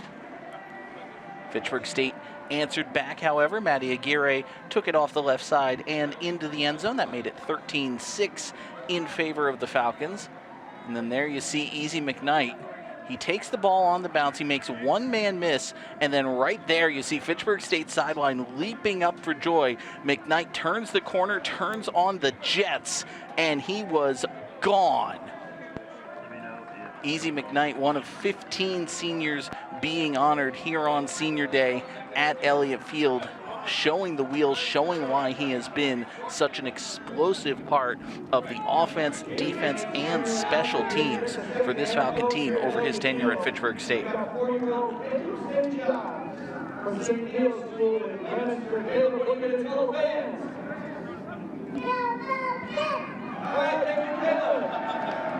You heard it there, folks. Tiny children endorse the Falcons. You don't want to root against tiny children, do you? I wasn't going to let little Cale have his moment upstaged there. Yeah, in terms of the offensive numbers, 150 yards for Plymouth in the first half, 159 yards. It's just 97 for the Falcons. But that 78-yard punt return for a score, that definitely will factor in significantly. Costa hit both of his extra points. Seth DeSalvo missed one of his. That missed extra point is the difference in the game right now. Fitchburg State knew coming in that they would have to deal with a very potent rushing attack from Plymouth State. They've done a good job containing those Panthers. Willie Lombard, 12 carries, 44 yards. Sean Harrington, 4 for 27. Remember, the Falcons won the toss and deferred, so they will receive the opening kick here in the third quarter. We saw the Falcons try something that resembled a surprise onside kick earlier in this one. We'll see if the Rams have any trickeration up their sleeve here.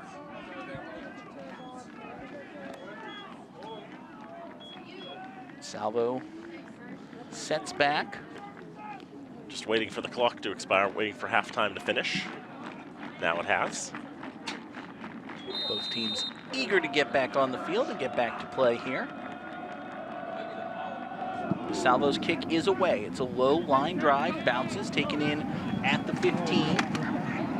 Out to the far side is Matty Aguirre on the return. He's across the 30 to the 33-yard line. That's where Fitchburg's offense will take over 1st and 10. And there's a really good crowd in attendance here for Senior Day. The Fitchburg High School Marching Band is here as well, celebrating their gold medal. Congratulations to them. Yep, they did perform at halftime. They did have to take off, though. They've got another gig to get to. They're extremely popular. They are in demand. Devin LeBron is in at quarterback. No, that's Matty Aguirre, excuse me, taking the shotgun snap. He hands to Oreo Wikite Fatoki going to the left side. Fatoki doesn't get much. We've seen the Falcons do this in the past, Dan. They go with Matty Aguirre taking the snap. Sometimes with Marchitelli on the field, sometimes not. Yeah, we saw this a couple of weeks ago against Castleton. Falcons used this formation for a drive against Bridgewater last week, this Wildcat triple option shotgun formation. Aguirre keeps himself on second down. Punches into the line for a couple. It's a gain of we'll call it a gain of 2.5, 3. It'll be 3rd and 7 now. And here comes Rocky Marchitelli, PJ Norton, and the more conventional offense for 3rd and long. Sometimes they'll put Marchitelli in as a receiver, sometimes they haven't. They tried it for a drive, had a couple of successful plays, had one that was stopped for basically no gain or a loss, and they said, yeah, never mind. Now 3rd and 7, Marchitelli pass to the near side is complete. Emilio Cabe with the catch. It's across the 40. He needs to get to the 44 for a first down. He's going to be shy of that. It's 4th and a long 1. KB was working as hard as he could really to try to stay on his feet, try to get as much yardage as he could. He knew he had to get to the 44, but just so many bodies in the way. 4th and just under 2. Falcons are going to go for it, even though it's in their own territory. Marchitelli takes the shotgun snap, wants to pass, looks long. Jump ball to the near side. Gomez is there, but it's swatted down, incomplete. Great defense played there. Lane David, the senior from West Warwick, Rhode Island. Actually have that as Jonah Bassett Jr. That was 18? I could have sworn it was 10. Dang it. 18. It was 18. So give it credit to Jonah Bassett, the sophomore from Rutland, Vermont. I like the decision to go for it, Dan. I will say that. Yeah, the pass was where it needed to be. It was one-on-one Gomez with Bassett, and that time Bassett doing what he needed to do and doing the smart thing. 4th down, knock it down. He knocks it to the ground. Panthers have it at the 42. And goes in motion to the far side, I formation. Handoff goes to the fullback Harrington on first down. He plows through the line, plows through the second level, plows all the way to the Fitchburg 34-yard line. Give him 8 yards, it'll be 2nd down and 2. I tell you, Willie Lombard is still standing on the sidelines. They're not using him right now. He still has his helmet on, still walking around near the boundary. But right now, Plymouth feels confident enough that they're going to go with their next guys up there, and Sean Harrington or Gregory Walker. Wonder if it's confidence or maybe injury for Lombard. Might just be conserving him for later in this game. 2nd down and 2, it's Walker. Big hole up the middle. He's into the linebackers before he's even touched. Tackled at about the 27-yard line. Gregory Walker's got himself a first down.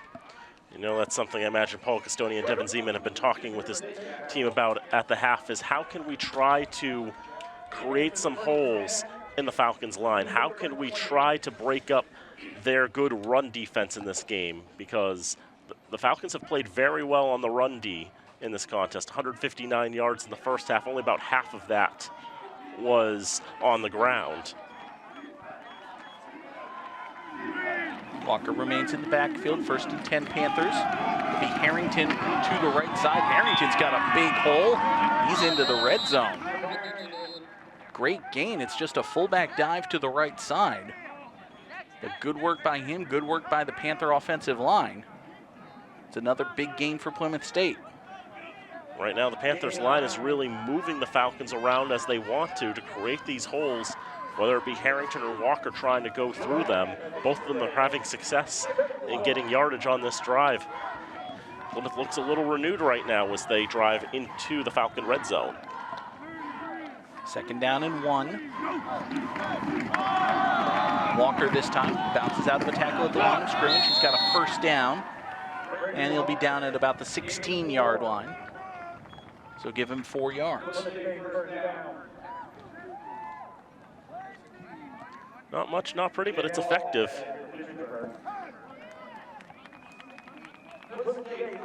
Good work by Walker, evading the initial tackle. It's so hard as a defense, Dan, when it's 2nd and 1 like that, even if you do everything right. It's almost impossible to stop a team from getting 1 yard given 3 times. Walker on 1st and 10 from the 15. Great blocking, great running again. Plymouth State barely being slowed down on this possession. That's another big 1st down run for the Panthers. They're consistently finding these holes and finding these paths. Now, around the 6-yard line. It's another gain of 9, another 2nd and 1. Panthers get this one, it'll be 1st and goal.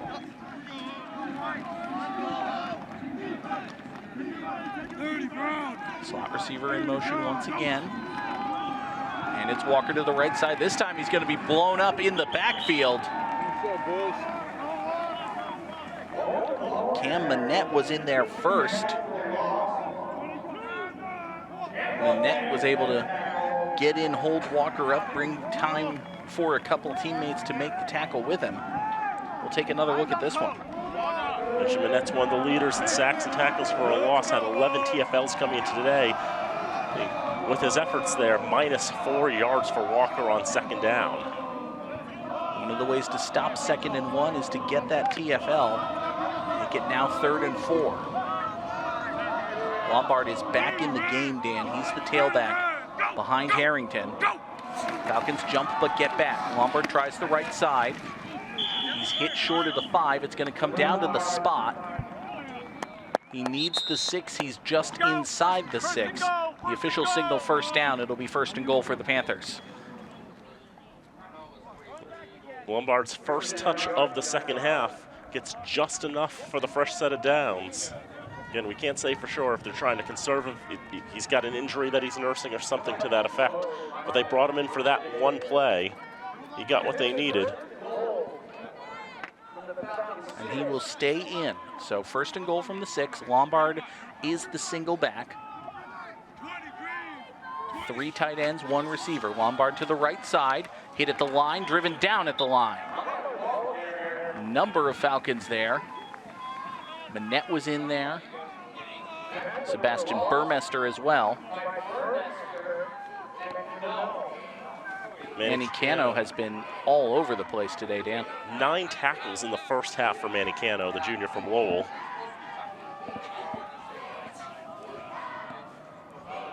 So gain of nothing, it'll be 2nd down and goal. Ball just outside the 5-yard line. I mentioned Seth DeSalvo does have a 22-yard field goal on the season. Plymouth State doesn't want it to come to that. Turn the corner, and walking in is Braden Lynn, untouched for the rushing touchdown. Braden Lynn, a 6-yard touchdown run, his first rushing touchdown of the season. He did have a couple passing touchdowns. Just taking the direct snap, going to the left. Nobody is out there for the Falcons. There was really no one out there to block for the Falcons, as Plymouth had lined up so tight inside. Different kicker this time. This is Anis Omar, the freshman from Almaty, Kazakhstan. His extra point is no good. So we mentioned the issues DeSalvo's been having. DeSalvo missed an extra point earlier in this game. They go to the freshman Omar, and he is no good as well. So just about halfway through this 3rd quarter, 7:28 to play. Plymouth State leads 19-14. A little surprised, Dan, that the Panthers didn't go for 2 there. Maybe just because it was the 3rd quarter. I know a lot of coaches like to go and get that 7-point lead when they're in the 4th quarter, but not so much in the 3rd. Maybe that was just a little too early. Maybe a little too early. Maybe they wanted to give Omar a chance to get out there in not a critical situation, but still game action.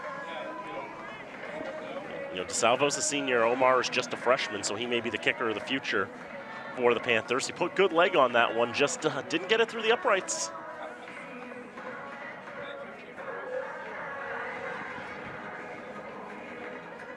So now the Falcons will have a chance to respond. DeSalvo is back on to kick off.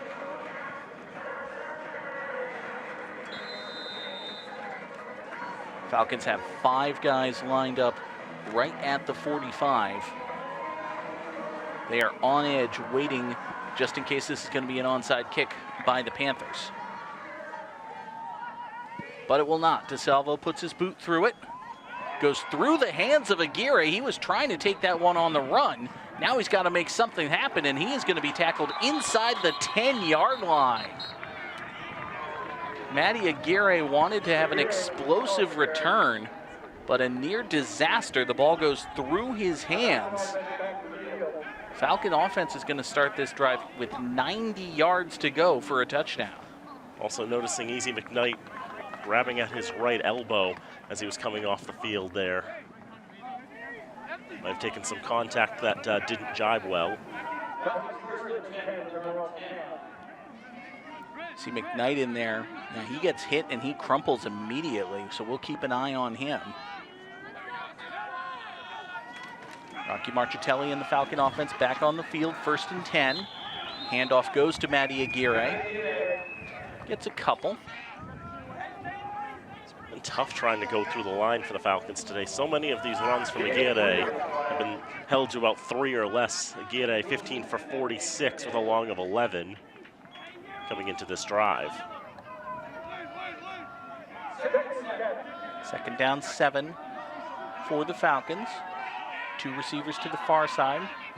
Make it 3. Marchitelli looking left, nothing there. Looks right, nothing there. Pumps, he's going to keep it himself.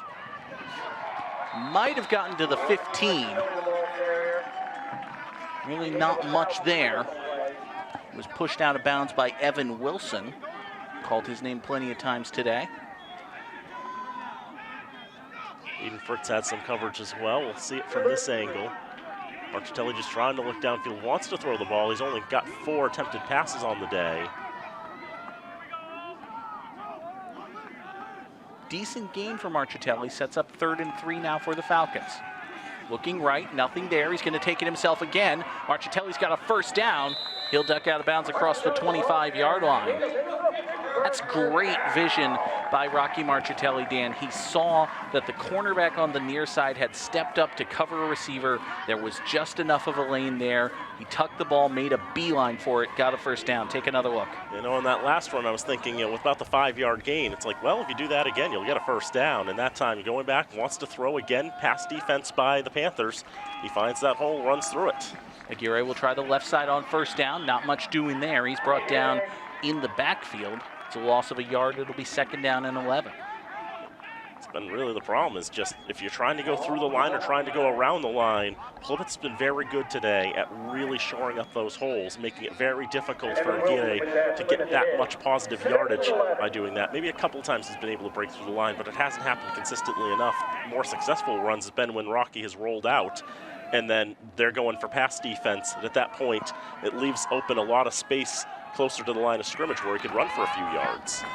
2nd down 11, Marchitelli under pressure, evades 1 tackle, he's going to take it himself again. He's across the line of scrimmage, dives out of bounds across the 30-yard line. It's a gain of about 6 for the Falcon quarterback. And you can see the courage there with the diving forward like that. Remember, he dove in the middle of the field last week against Bridgewater, and I couldn't help myself laughing when I saw that. To see him fly through the air, but hey, it gets you that extra yardage. And then when he tried to throw the ball, they officially doinked it off the head of Jack Milano, too. It's kind of funny. You know. Be 3rd and a long 6. Falcons need to get out to their own 36-yard line for a 1st down. Marchitelli under pressure again, rolls to his right, evades a tackle again, looking downfield. He'll chuck it downfield. 2 receivers there. Nobody comes up with it. He had KB there. He also had Deshaun Curtis, a grad student from Fayetteville, North Carolina. Neither one of them was able to come down with the pass, however. You saw Levesque there on the near side, and we knew he couldn't run for it. He wasn't going to get to the 1st down before Levesque got him. He just tried to throw and hope for the best, and that time 2v2 coverage. nobody comes up with it. Falcons will punt on 4th down. Hunter Sands on to kick it away. Good snap to him. Sands with an end-over-end kick, bounces at the 45, takes a Falcon roll, stays in bounds. That's a great break for Fitchburg State. It's an extra 10-15 yards. Might not have gone Falcon way, but they will certainly take it. It's another good boot by Hunter the punter. Sets the Panthers back pretty deep in their own territory. He's trying to angle it out of bounds, and it just takes the perfect hop forward. Goes parallel to the boundary. The Falcons will happily take the extra yardage there. 40-plus yard punt, 45 officially for Sands. Plymouth will start in their own 26. I think that's some of their worst field position today. They've had pretty good field with which to work. They need 74 yards for a touchdown here. Win under center. Handoff goes to the right side on 1st down. I believe that's Lombard back in there with the carry. Good gain for him. He's got about 6-7 yards. Lombard with the tremendous flow there. Out of the back of the helmet, the senior from Bridgewater. Solid run to the right on 1st down today. Lombard, 14 carries for 47 yards. The Falcons have done what they've needed to do to really hold him at bay. A long run of just 10. Hasn't had the big explosive play, but it's if you can get 6 or 7 each time, Plymouth State will certainly take that. 2nd down and 3, they go to Harrington, the fullback. Sean Harrington's got a 1st down. He's out across the 35, close to the 40-yard line before they stop the clock and move the chains. We saw on that last drive how much they were going to Harrington and Walker. They know they have options on the ground. They know they have 3, or even if you count Lynn, who got that touchdown run, 4 different legitimate options that they can give the ball to and run with it. They don't have to pass right now. They're working methodically enough, getting downfield, getting real estate from there. They don't have to worry about that right now, and they can just keep working on the ground game, keep running until the Falcons can actually stop them. If the Falcons can't stop them, Dan, it can get late early here. There's 2:45 to play in the 3rd quarter. But if Plymouth State's able to keep it on the ground, they're going to eat up a lot of clock, maybe even go up by 2 scores. Lombard gets the 1st down carry and picks up a 1st down with that carry. You see this happen a lot, Dan, with the teams that like to run the ball. Maybe if they don't have the great success in the 1st half, just by doing it, do it over and over and over again, you kind of tire out the defense. Now you get late into the 3rd, into the 4th quarter. Defense is tired, defense is exhausted, they're frustrated, they're getting run over, and it just keeps coming. It can be very demoralizing for a defensive unit. Longest run of the day for Lombard, gets the 1st down with his legs on that one. He'll get it again. This time he's hitting the backfield, can't escape. Looked for a second like he was going to break it loose, but instead Sebastian Burmaster is able to hang on to him, drag him down. He got back to the line of scrimmage and no further. That time wanted to run through the hole, but there's big number 8, the senior from New York State. Germantown to be exact, 5'10", 215. Getting that big solo tackle. Really thought it should have been a loss of a yard, but they give him about a foot.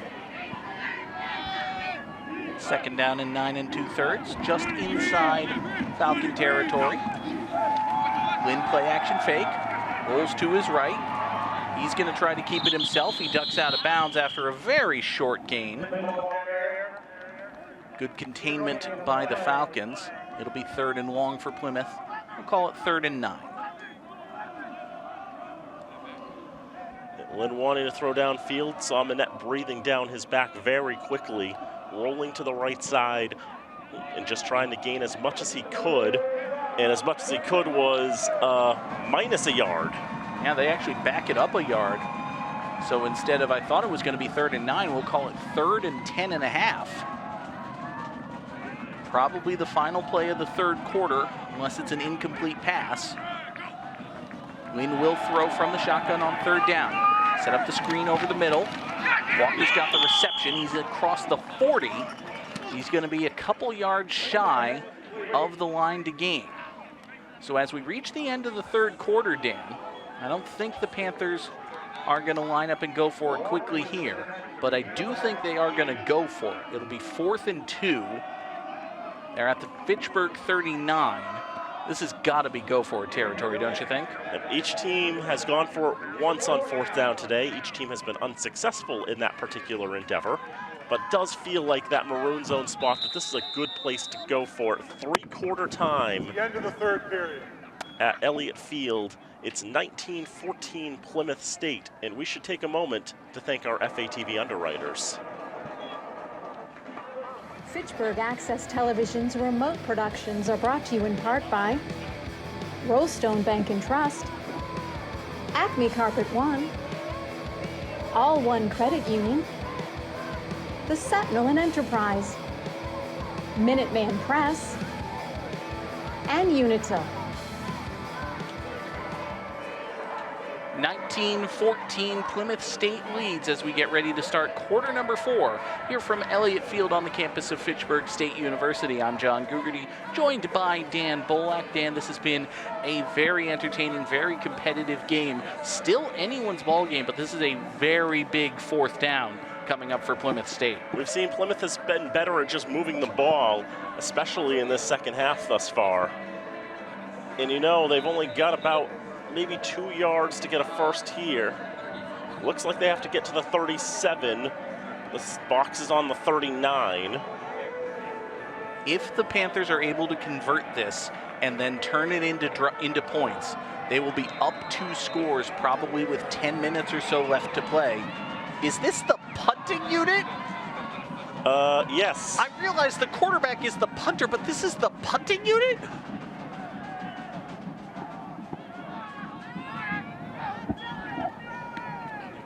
And they're gonna punt it. It's gonna be a great punt. It'll stop at the 7-yard line, but they went for field position instead, which is a choice. I'm sorry. You're up by a score.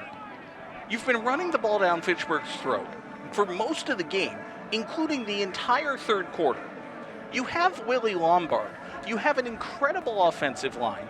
You need to get 2 yards, and if you get those 2 yards, you will have a chance to extend the drive and possibly go up 2 scores with 10 minutes to play against a bad offense that can't score. Why are you punting? Dan, why are you punting? Dan, why are you punting? Here's Oriwakite Fatoki on 1st down, humbles to the 20-yard line. Gets a 1st down in 1 run to get the Falcons some more real estate. And yeah, and to gain back most of the yardage that was gained with the why are you punting punt. That'll be fun to look up in the surrender index how much that scores. 1st and 10 again for the Falcons. Here's Fatoki again, going to the right side. He's finding a little more success here. We didn't see Fatoki have that many touches in the 1st half. I think he only had 1 or 2. Yeah. It was a run for no yards, his 1 touch in the 1st half, but he gets 7 on the, well, he averaged 7 after getting a 14-yard gain on the 1st one. Gets about 4 this time. 2nd down, 6 to go. Fatoki again. And look at him barrel rolling across the 35-yard line.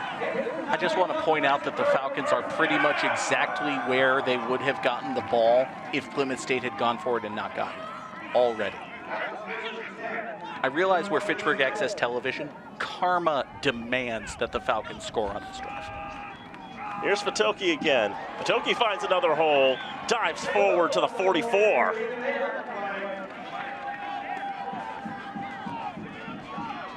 And I feel like maybe that punt may have energized the Falcons' offense.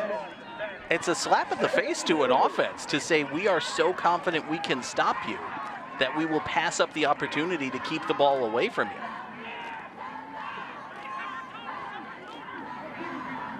Oreo Fatoki having a good go of it on this drive. 2nd down and short. He'll have it again. Keep running until they stop him. They're not stopping him right now. He's past midfield, another 1st down. I mean, if it's going to keep working. They were getting 2 and 3 with Aguirre. And now they put Fatoki in the backfield and they're getting 5 and 6.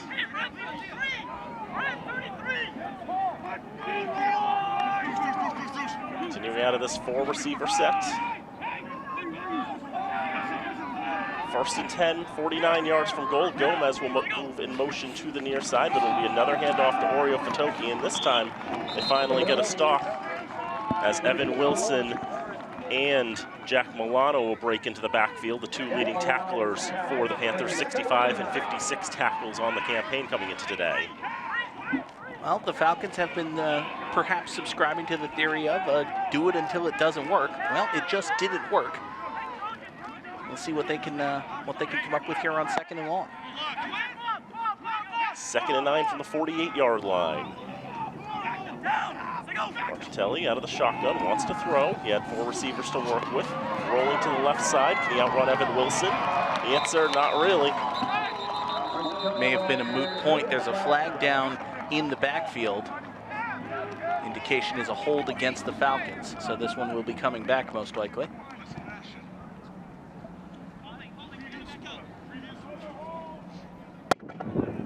Holding, 74 offense, 10-yard penalty, 2nd down.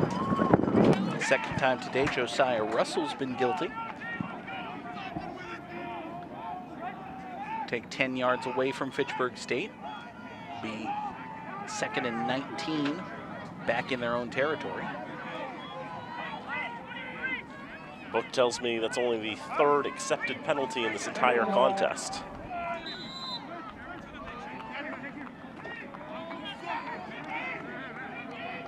Falcons going with the 5-wide formation with quads to the far side. Moving Guerre in motion a little bit. Get the swing pass out to him. Put him right on the flank to start. Try to gain real estate from there. Rugby maul formed at the 45. Not going to get much farther than that. Just a few yards gained on the swing pass. Been waiting, Dan, to see Fitchburg State go to these swing passes or screens. Obviously, the traditional running game, especially with Aguirre, hasn't been working. Here on 2nd and long, they try to get it to him out in space, get blockers in front of him. It's a good job by the Panther defense to get around those blocks and swarm on top of Aguirre. Set up 3rd and very long now for Fitchburg. Now Marchitelli throws right side. Had a man, but missed him just by a little bit, and it's intercepted by Bassett.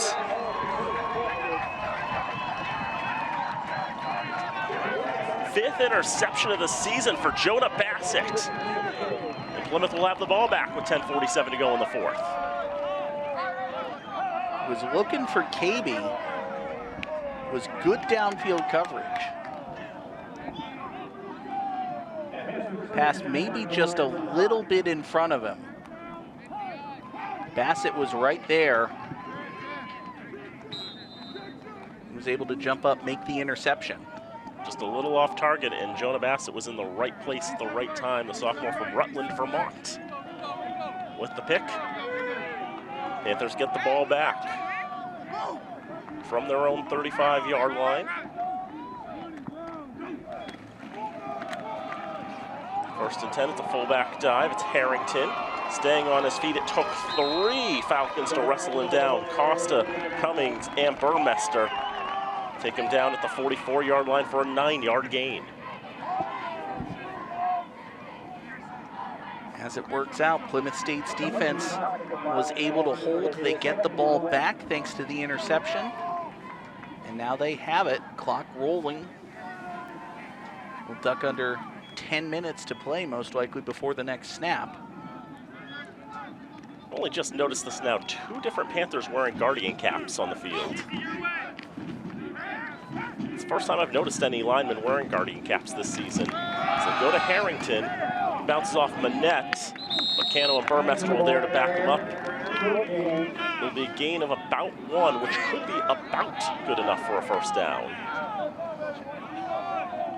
Comes to the spot and about turns into about a foot instead of a yard, and it's not enough for a 1st down. Be a little bit less than a yard shy, but you see, getting back to your point about the Guardian caps, Dan, it's Jack Clays and Teddy Fellows on the offensive line. I believe Clays is the center and Fellows is the right tackle. That is indeed the case. Clay's the center and Fellows the right tackle, wearing those Guardian caps. Loading up the box to try to keep the Panthers at bay, but Harrington with the push forward, able to get across the 45-yard line and reset the box down at the 47-yard line. 9 minutes to go in this fourth quarter. Panthers lead by 5. Now Plymouth State has the opportunity, Dan, to just grind this clock away as long as they can keep the ball moving on the ground. Fitchburg State only has 3 chances to stop it, and of course, there will be an alert at a certain point later. Man in motion, Lombard taking it, bouncing off everybody, just trying to get back to the line of scrimmage.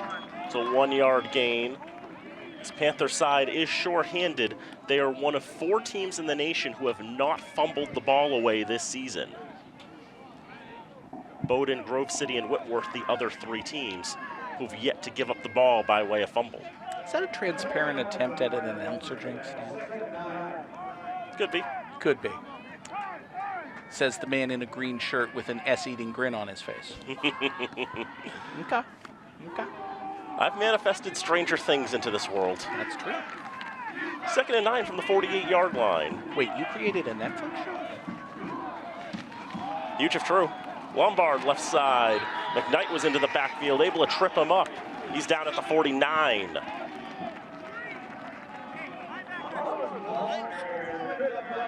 Three tackled by 3. Here's another 3rd down for the Panthers. Good to see Easy McKnight back out there on the field. We mentioned he looked to suffer an elbow injury earlier, but he's back out there on the defensive side of the ball for Fitchburg State. This is a huge 3rd down. It's the 11th 3rd down of the day for the Panthers, 6 for 10. Need to get to the Falcon 43 for a fresh set. It's Lombard, bounces off the tackles, finds space, gets the 1st down.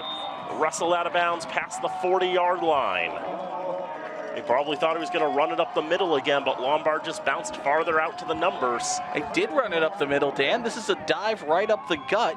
That's where all the pressure is, so Lombard just bounces it to the outside, picks up the 1st down. It's tremendous work by Willie Lombard.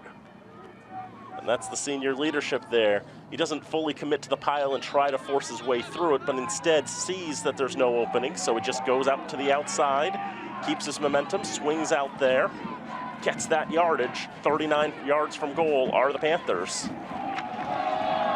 Walker will take the handoff this time, going to the right side. He gets great yardage to the 30-yard line.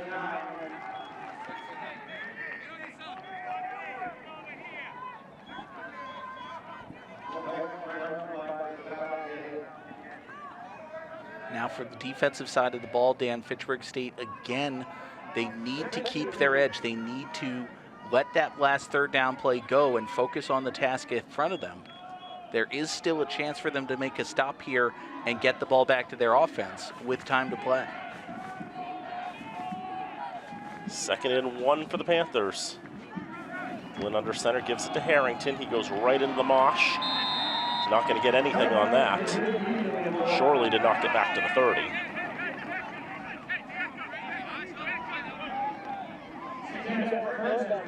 That's not the worst thing for the Panthers because it keeps the clock running. If it's 2nd and short and you have a nothing play, and then you can pick it up on 3rd or 4th down, it does work out in Plymouth State's favor. It just, burns a few extra seconds. One more play they get to run. If they get a 1st down here, I think Izzy Abraham has to at least think about starting to take his timeouts. It's going to be the same play as they ran for that 2nd touchdown. They give it to Morris, taking it under center, who drives forward. At 6'5", a player lost his block. That was a helmet that belonged to a Falcon. It's going to be enough for a 1st down yet again, as Grant McCose will have to check out. Morris 6'5", 262. He's a big man to suddenly find with the ball. You get behind that big offensive line. we've seen how effective it can be in those quarterback sneak situations. It's funny how that looks like such an effective strategy to have him sneak the ball, and you look at his rushing numbers and he has no carries coming into today. And that looks like a rare infraction against the Panthers. I don't think so, Dan. I think the Falcons jumped. I'm wrong. 41 offense, 5-yard penalty, first down. I thought Coletti moved in response to a lineman jumping for Fitchburg State, but I was incorrect. Nope. There you see, top of the screen, the tight end Coletti flinches first. That draws the movement by Fitchburg State, so it is a correctly assessed 5-yard penalty against Plymouth State. I suggested it'd be a false start because I saw the down judge making the false start signal. You're a smart man. Pay attention to things. You'll know stuff. Here's Lombard into the middle. Breaks through one level of the defense. It's a solid gain, gets most of those penalty yards back. Andrew Novak with the tackle. You can see Plymouth really draining the clock now, under 4 minutes to go in this contest.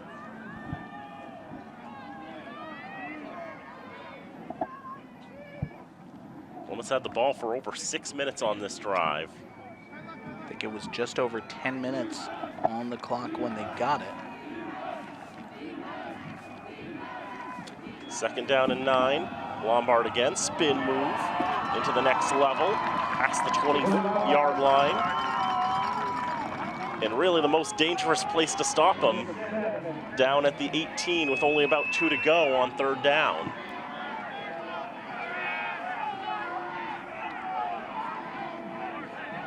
At this point, Dan, you'd rather it be 3rd and 2 than 1st and 10, I think, for Fitchburg State, just for the chance for a couple of extra plays. Clock will continue running now. Under 3 minutes remaining. Issue there. Morris is going to be down. They tried to run that jam quarterback sneak with the tight end, but that time Morris had some issues. Went to that well a 3rd time. Fitchburg State was ready for it.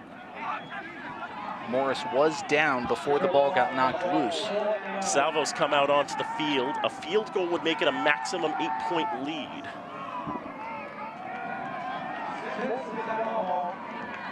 This is about a 37-yarder? 37-yarder, about a straight shot. 1 for 4 on field goals this year. His long just a 22. Blocked! It ricochets into Fitchburg territory. Easy McKnight's got it at the 20, the 10, touchdown Falcons!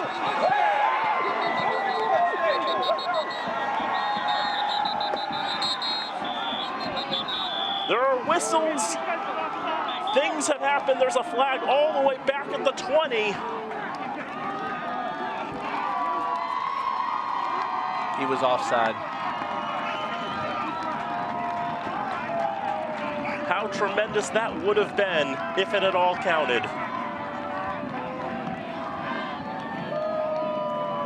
For a brief shining moment, it appeared the Falcons had turned it all around and gotten their 2nd score on special teams. Offside. Defense number 3. 5-yard penalty results in a first down. But Easy McKnight had the block because he had broken past the line of scrimmage before the snap. We'll see it right on the left side of the screen. McKnight's the first man to move. He tries to time the snap. You see the flag come out immediately. He was just off.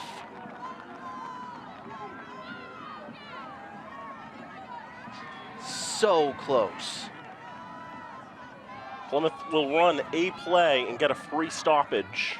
Well, which is not really what they want, but Harrington to the left side gets nothing. And now you may do your bit. Well then, actually, it helps the Falcons immensely. It does. So I feel as though I should let you folks know. And it's not a big deal. It's nothing. really. We're obligated to tell you it's a whole thing. You don't have to. There's 2 minutes left in the game. That's it. That's fine. But in all seriousness, Dan, having the 2-minute here actually does help the Falcons because it gives them a free stoppage. They don't have to use a timeout, which means they still have all 3. They can still stop the clock, ideally for Fitchburg State. They stop Plymouth on 2nd, call timeout. Stop Plymouth on 3rd, call timeout. Whatever happens on 4th down happens on 4th down. And then they get the ball back with a minute and a half to play and a timeout. So having that extra timeout really does help the Falcons in this instant. Well, I have a moment I want to quickly thank our crew today. Nate Glennie was our director in the first quarter, Isaiah Manuel for the rest of the contest, Evan Schachterbach, Robin Como, our camera operators up top, Max Goffstein, Melanie Nashif, and Minzy Wu. Our camera operators down on the field, Todd Govan on replay, Travis Falk on audio and graphics. Tremendous work, as always, by the FATV crew. We've been very privileged, Dan, to call games with an excellent crew doing tremendous work every time we work with FATV.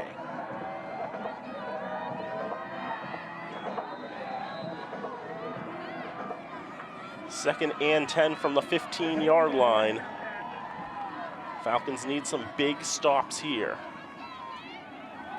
It'll be Lombard. He'll go right into the pile, stay on his feet as long as he can. Falcons will call timeout immediately. Gain of a couple of yards. First charge timeout, Fitchburg State. We'll also mention, we talked about it a little bit. We haven't seen him on the field today, but there is a local connection between here and Plymouth State. Well, you know, you may remember, Dan, he's family after all. My 4th cousin. Your 4th cousin, former Fitchburg High School quarterback Luke Bolak, is a student at Plymouth State. He's a wide receiver on your program.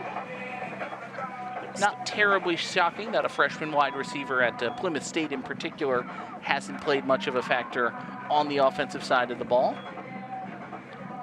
But he's out there.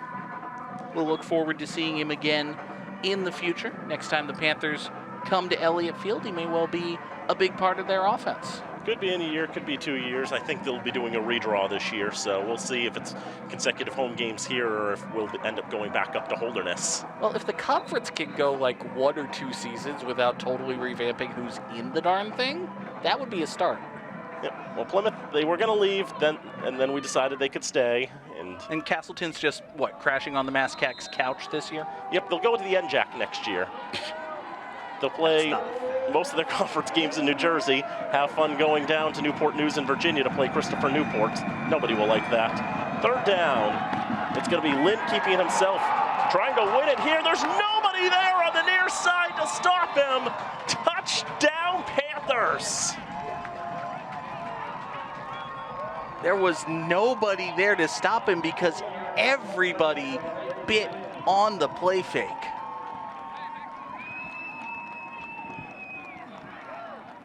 Take another look at this. It's a beautifully executed fake. Lynn keeps it himself. The entire Falcon defense buys it. Lynn actually looks at the near sideline and has a couple of words for the Falcons as he takes it in.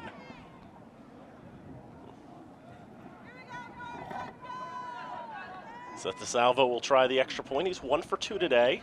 Snap down, kick is up. It's close to the upright, but it's through the upright. 26-14, Plymouth in front with a minute 44 left. Dan, I don't know if you, like me, are a connoisseur of sports highlight compilations on YouTube, but there's one in particular, this one uploader who does like the top 10 smartest plays in the NFL or the top 10 best quarterback runs in the NFL. There's this one play that I've seen 1,000 times because I watch these kinds of videos. When Peyton Manning was with the Broncos, it was 4th and goal at the 1-yard line. They did a goal line play action bootleg. Peyton Manning walked in, half the field open in front of him. That is the play that comes to mind when I was watching that run by Braden Lynn. Everyone on the field was certain that the ball was going to Willie Lombard, with the exceptions of Braden Lynn, and perhaps Willie Lombard. I don't think Lombard thought he was getting it because it was Gregory Walker who had the play action, but we get the point. There you go. Though, and if that was a 14-yard run out, it wasn't from like the 1 yard line. No, it was not, but it was a very similar play. Everyone bid on the play fake. Just like I bid on that blocked field goal attempt for a touchdown that turned out not to count because Easy jumped the line by a split second. Second time today, the ball has fallen off the tee. It is a little breezy out there today. Temperature about 50 degrees. Feels warmer in the press box because greenhouse effect. I think DeSalvo actually knocked that one off, Dan. That ball, like, DeSalvo put it on the tee, and very pointedly, like, planted his foot and turned around and marched off. As he was spinning around, his heel actually whacked it off the tee. Well, he's blaming the wind because he's making Mike Levesque hold it for him. Of course. Of course. Oh, you blame the wind. You absolutely blame the wind. If you ask him, he'll say it was the wind. It's not what happened. So McKnight will take it at the 15-yard line, see if he can find a little more magic here. Some good moves. Bounces off of Levesque and down at the 38-yard line. Falcons still have 1:38 to work with. They need 2 scores, though. I'll tell you this, if you looked at the computer systems coming into today, Logan Hansen had Plymouth about 15-point favorites, Bill Connolly, Plymouth 18-point favorites, Ken Massey, who hates the Falcons more than anybody else, so his system does, had the Panthers as 21-point favorites. I think the Falcons are about 6-2 this year against what the computer systems think. Of course, they are going in with the preseason prediction of, oh, this team's gone 1-29 over the last 3 years. But Fitchburg has been more competitive than a lot of sides have let on. Marchitelli will throw near side to the bench. Just nobody open. Jan Vowles was the nearest Falcon there. Minor problem there. He's on defense. And he wasn't watching the route. About 5 yards away from the sideline. Those are all things that worked against a possible completion. Second down and 10 for the Falcons. Just trying to get a score here. Throws to the near side. That's going to be caught by KB at the 46-yard line, trying to wrestle for a couple more yards. Won't get much more. They will stop the clock, move the chains. It's a first down for the Falcons. Now that we're inside 2 minutes, clock stoppage comes with a first down. Now they restart. So here's Marchitelli on 1st and 10. Slings it again, finds Norden. Norden goes for the boundary. He gets there. Gets the freebie at the 46. Flag thrown in the backfield.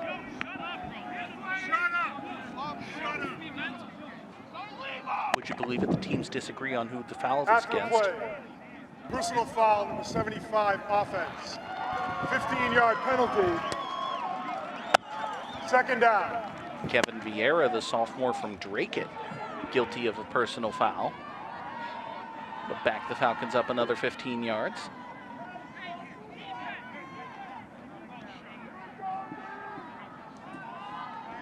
Offensive line penalties have been very hurtful to the Falcons today, Dan, between holding and now this personal foul. Interestingly enough, that's minus the offside against McKnight. That's actually been every penalty against the Falcons today. It's not been that many, but they really have done a lot to disrupt drives. The reception to Norden does count. There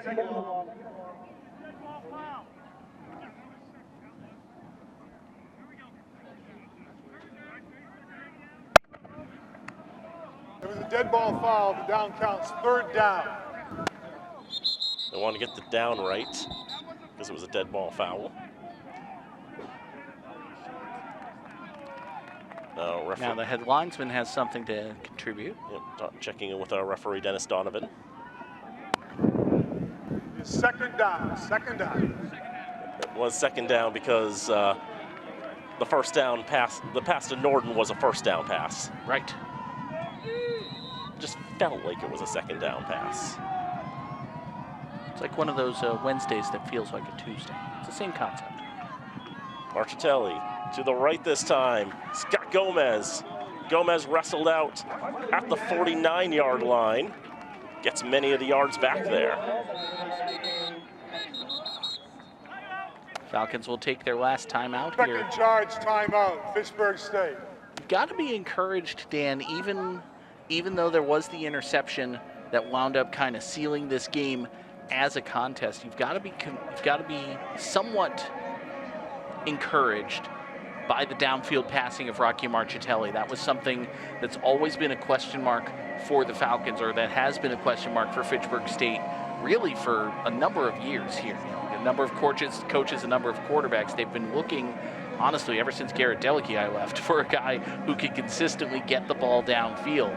And Rocky Marchitelli obviously has a long way to go before he's that caliber of a quarterback, but you've got to be impressed with the way he's getting the ball downfield, and this is something to watch for him as he heads into his junior and senior seasons. And I know, talking back at the beginning of the season with Rocky Marchitelli at Media Day, he was really thrilled with getting to work with Garrett Delichii, now the offensive coordinator for the Falcons.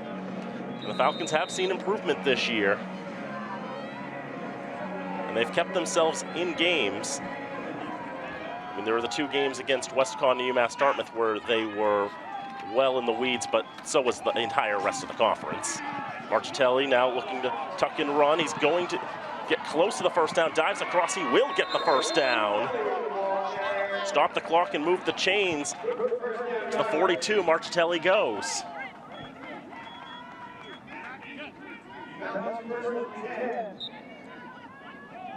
Definitely a program that had a lot of work to do. You mentioned coming out of the pandemic, it was almost like starting from scratch for Fitchburg State.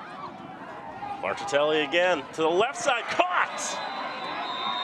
PJ Norton inside the 20.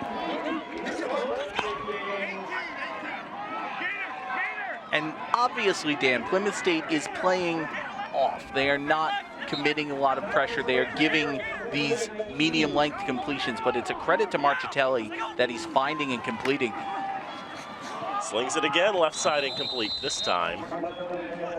Wanted KB just out of his reach, but putting in a spot that only KB could get to. Keeps the clock stopped with 38 seconds left. But really, Dan, this is something that you've been looking for Fitchburg State. And 2-3 years ago, you couldn't honestly say, yeah, they're in a bad spot, but they look like they're getting better. I think you can say that now. I think you can say reasonably, Fitchburg State is getting a little better every week. 2nd and 10. Marchitelli was going to go right side this time. He wants Nord in the back of the end zone. Needed a Canadian football field to contain that pass, and even then, Mikey Levesque had the best look at all.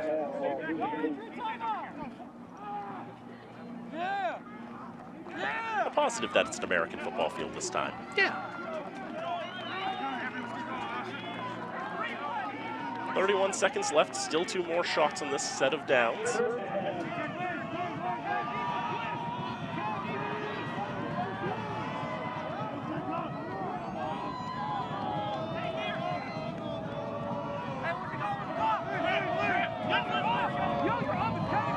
Receivers to the near tight end. Marchitelli now rolls to the right. There's a lot of room to run at the 20, the 15, the 10. He'll step out of bounds at the 7. Stops the clock with 22 seconds left. It will be goal to go.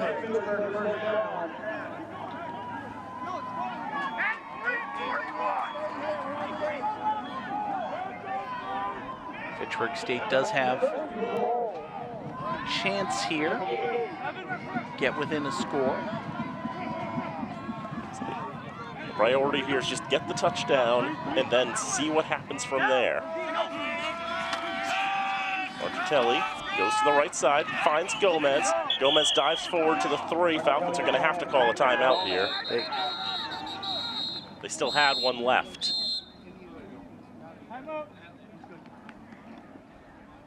That's their last one.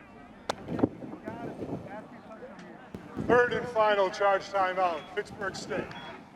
Gomez had a choice here, Dan, to duck out of bounds or to try to beat a man, get some extra yardage, get into the end zone. He chose the latter, cut upfield, only got another yard or so. Falcons forced to take their final timeout. Now with 14 seconds left, any play where you're tackled inbounds is going to be the last play. You're not going to run up and spike the ball or get another play off with 5 or 10 seconds left on the clock. So for Marchitelli, these balls have to go to the end zone or at least to the sideline. There's so little room to aim for the sideline, really. And Plymouth knows the only plays they could really reasonably run are Marchitelli's going to pass the ball or he's going to try to run with it himself. That's really the only things he could do.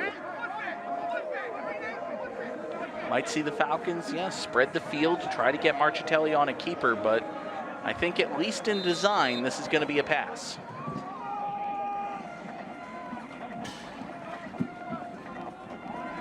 Put Norden and Gomez to the right side, KB and Curtis to the left side.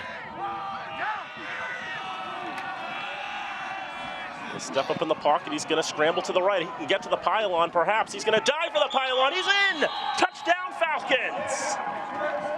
And that's why I said by design. Rocky Marchitelli with a 3-yard run. His first rushing touchdown of the campaign makes it a 1-score game.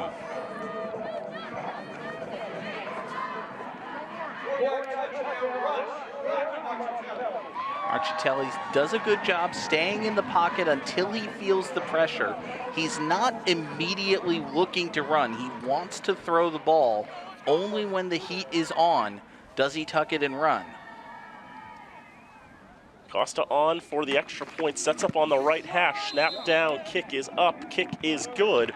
We've mentioned he's been missing a lot of those kicks to the left. Now he's lining up and kicking deliberately from the right hash. So that way it goes through. That's one way to do it. Listen, it's like golf. You play to the hook, right? Yeah. I mean, if it's consistently going right to left off the foot, weaponize it. There you go. So now we have the most obvious onside kick in the world. I would say so. I think there's, well, the Falcons' choices are make an onside kick and hope that something ridiculously unlikely happens, or kick it deep and concede the game. So I think they're going to commit to an onside kick.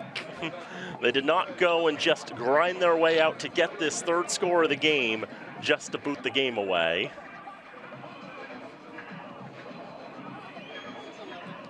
So they did the first thing. Still 2 more things to do. It's get the onside kick, see what happens, and then if they get it back, 50-yard Hail Mary, I guess. Yeah, something like that. Listen, one problem at a time, okay?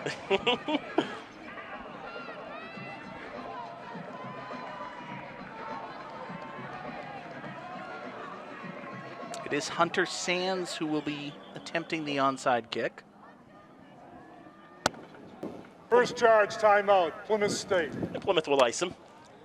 I don't know that I've ever seen icing the kicker before an onside kick. I suppose it makes sense. It's the same thinking. You've got a play coming up that is, highly dependent on the exact precise execution of a kicker. So, rattle him a little bit. I suppose I understand. It's still funny. This game has taken about 2 hours and 20 minutes, and amazingly, we weren't the first to finish. Maritime beat Worcester 34-7. Westcon 55-12 over Framingham at the half. At the half, you say? To shreds, you say. Yes. Yeah. Well, with 10 in the box, let's see what we've got. We've got a immediate recovery. We've also got a flag thrown immediately indicating offside against Fitchburg. So even if the Falcons had recovered, it would have been a moot point. Offside on the kicking team. The 5-yard penalty will be added to where the ball was recovered. First down, Plymouth State. Gregory Walker had it, and Falcons would have had to recover it just to get a second shot at it. But no second chances with Walker making the recovery. But still, it was great to see the Falcons drive downfield in the last moments to at least give them that opportunity. It'll be another 1-score loss for the Falcons. Again, we continue to say this team continues to improve every week.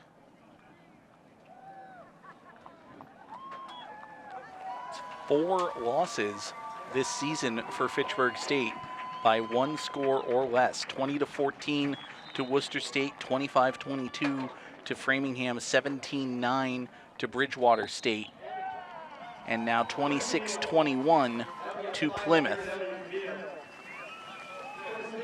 Obviously, Dan, this is senior day. It's the final home game. It's our final Fitchburg State telecast of the season, and we want to celebrate and recognize the seniors who were honored today, but it's also a chance to look forward. And as we were saying, Dan, this is a Falcon program that I really feel is pointed in the right direction. The Falcons, with the loss, will guarantee a share of the wooden spoon. Well, if they win their final game, they can at least try to make it a share as opposed to a full wooden spoon. But still, how much parity has been in this conference this year is another thing that's been very interesting to see how many games the Falcons have been right in the thick of it to the end.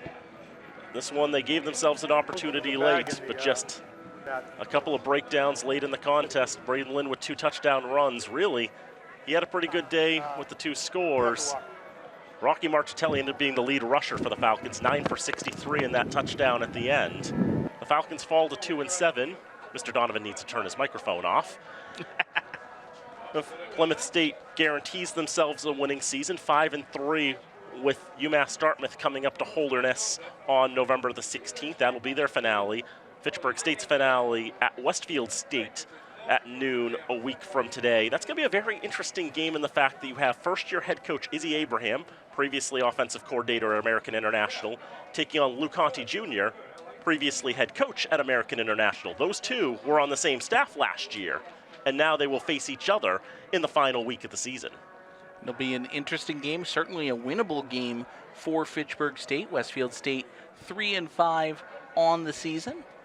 So a chance for Fitchburg State to maybe finish their season at 3-7. Westfield is gonna lose to UMass Dartmouth. They trail by 7 scores. 7, yeah, that's a lot. 56-7, yeah. Listen, UMass Dartmouth is good. Yep. Westcott is good. Congrats to UMass Dartmouth for winning the MASCAC. Mm-hmm. And that, as we mentioned, this was our final Fitchburg State telecast for 2024. We'll have some hockey when the calendar turns. We'll Absolutely. Still have at least one more football game here on FATV in 2024. We know Thanksgiving is coming. Fitchburg and Leominster on November the 28th. We might have another game for you next week, depending on how consolation brackets go. The 1-8 Fitchburg Red Raiders to take on a team to be confirmed at a location to be confirmed. And we may also have the Chicken Bowl for you between Fitchburg and Leominster, the JV game, on Saturday the 23rd, if I can math correctly. That sounds right. Yeah. Today's the 9th, Yep, so it all tracks. 14 days from now, yeah. That's what 9 plus 14 is 23. I can do math. How about that? In all seriousness, it is always a tremendous honor for us to bring this game to you here on FATV, whether the team is any good or not. But it is, Dan and I, we've said it before, we'll say it again. We're Fitchburg State alums. We want this team to do well. And I really do feel, Dan, and I think you would agree, the Falcons are heading in the right direction. I believe they're going to be a better, more competitive club, even with losing, the 15 seniors who are graduating. These are some very key contributors. We saw it today, Easy McKnight, how important he is, how even more important he almost was with that blocked kick that wasn't. But still, the punt return touchdown for him, you can go up and down the list. There is a lot of talent that is departing this Falcons squad, but I still believe they're going to be a better team next year, because it's a program that was heading in the right direction. The momentum continues to build, and this team continues to make their way.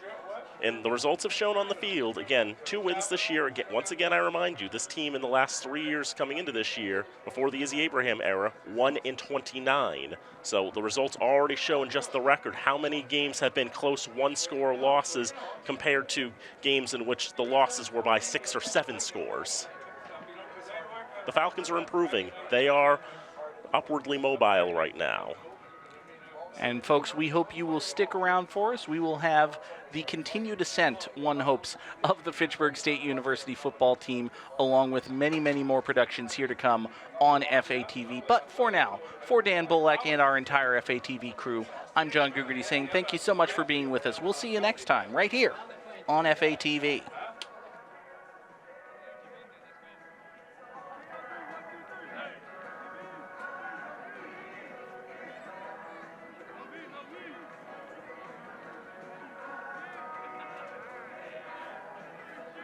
Is that it?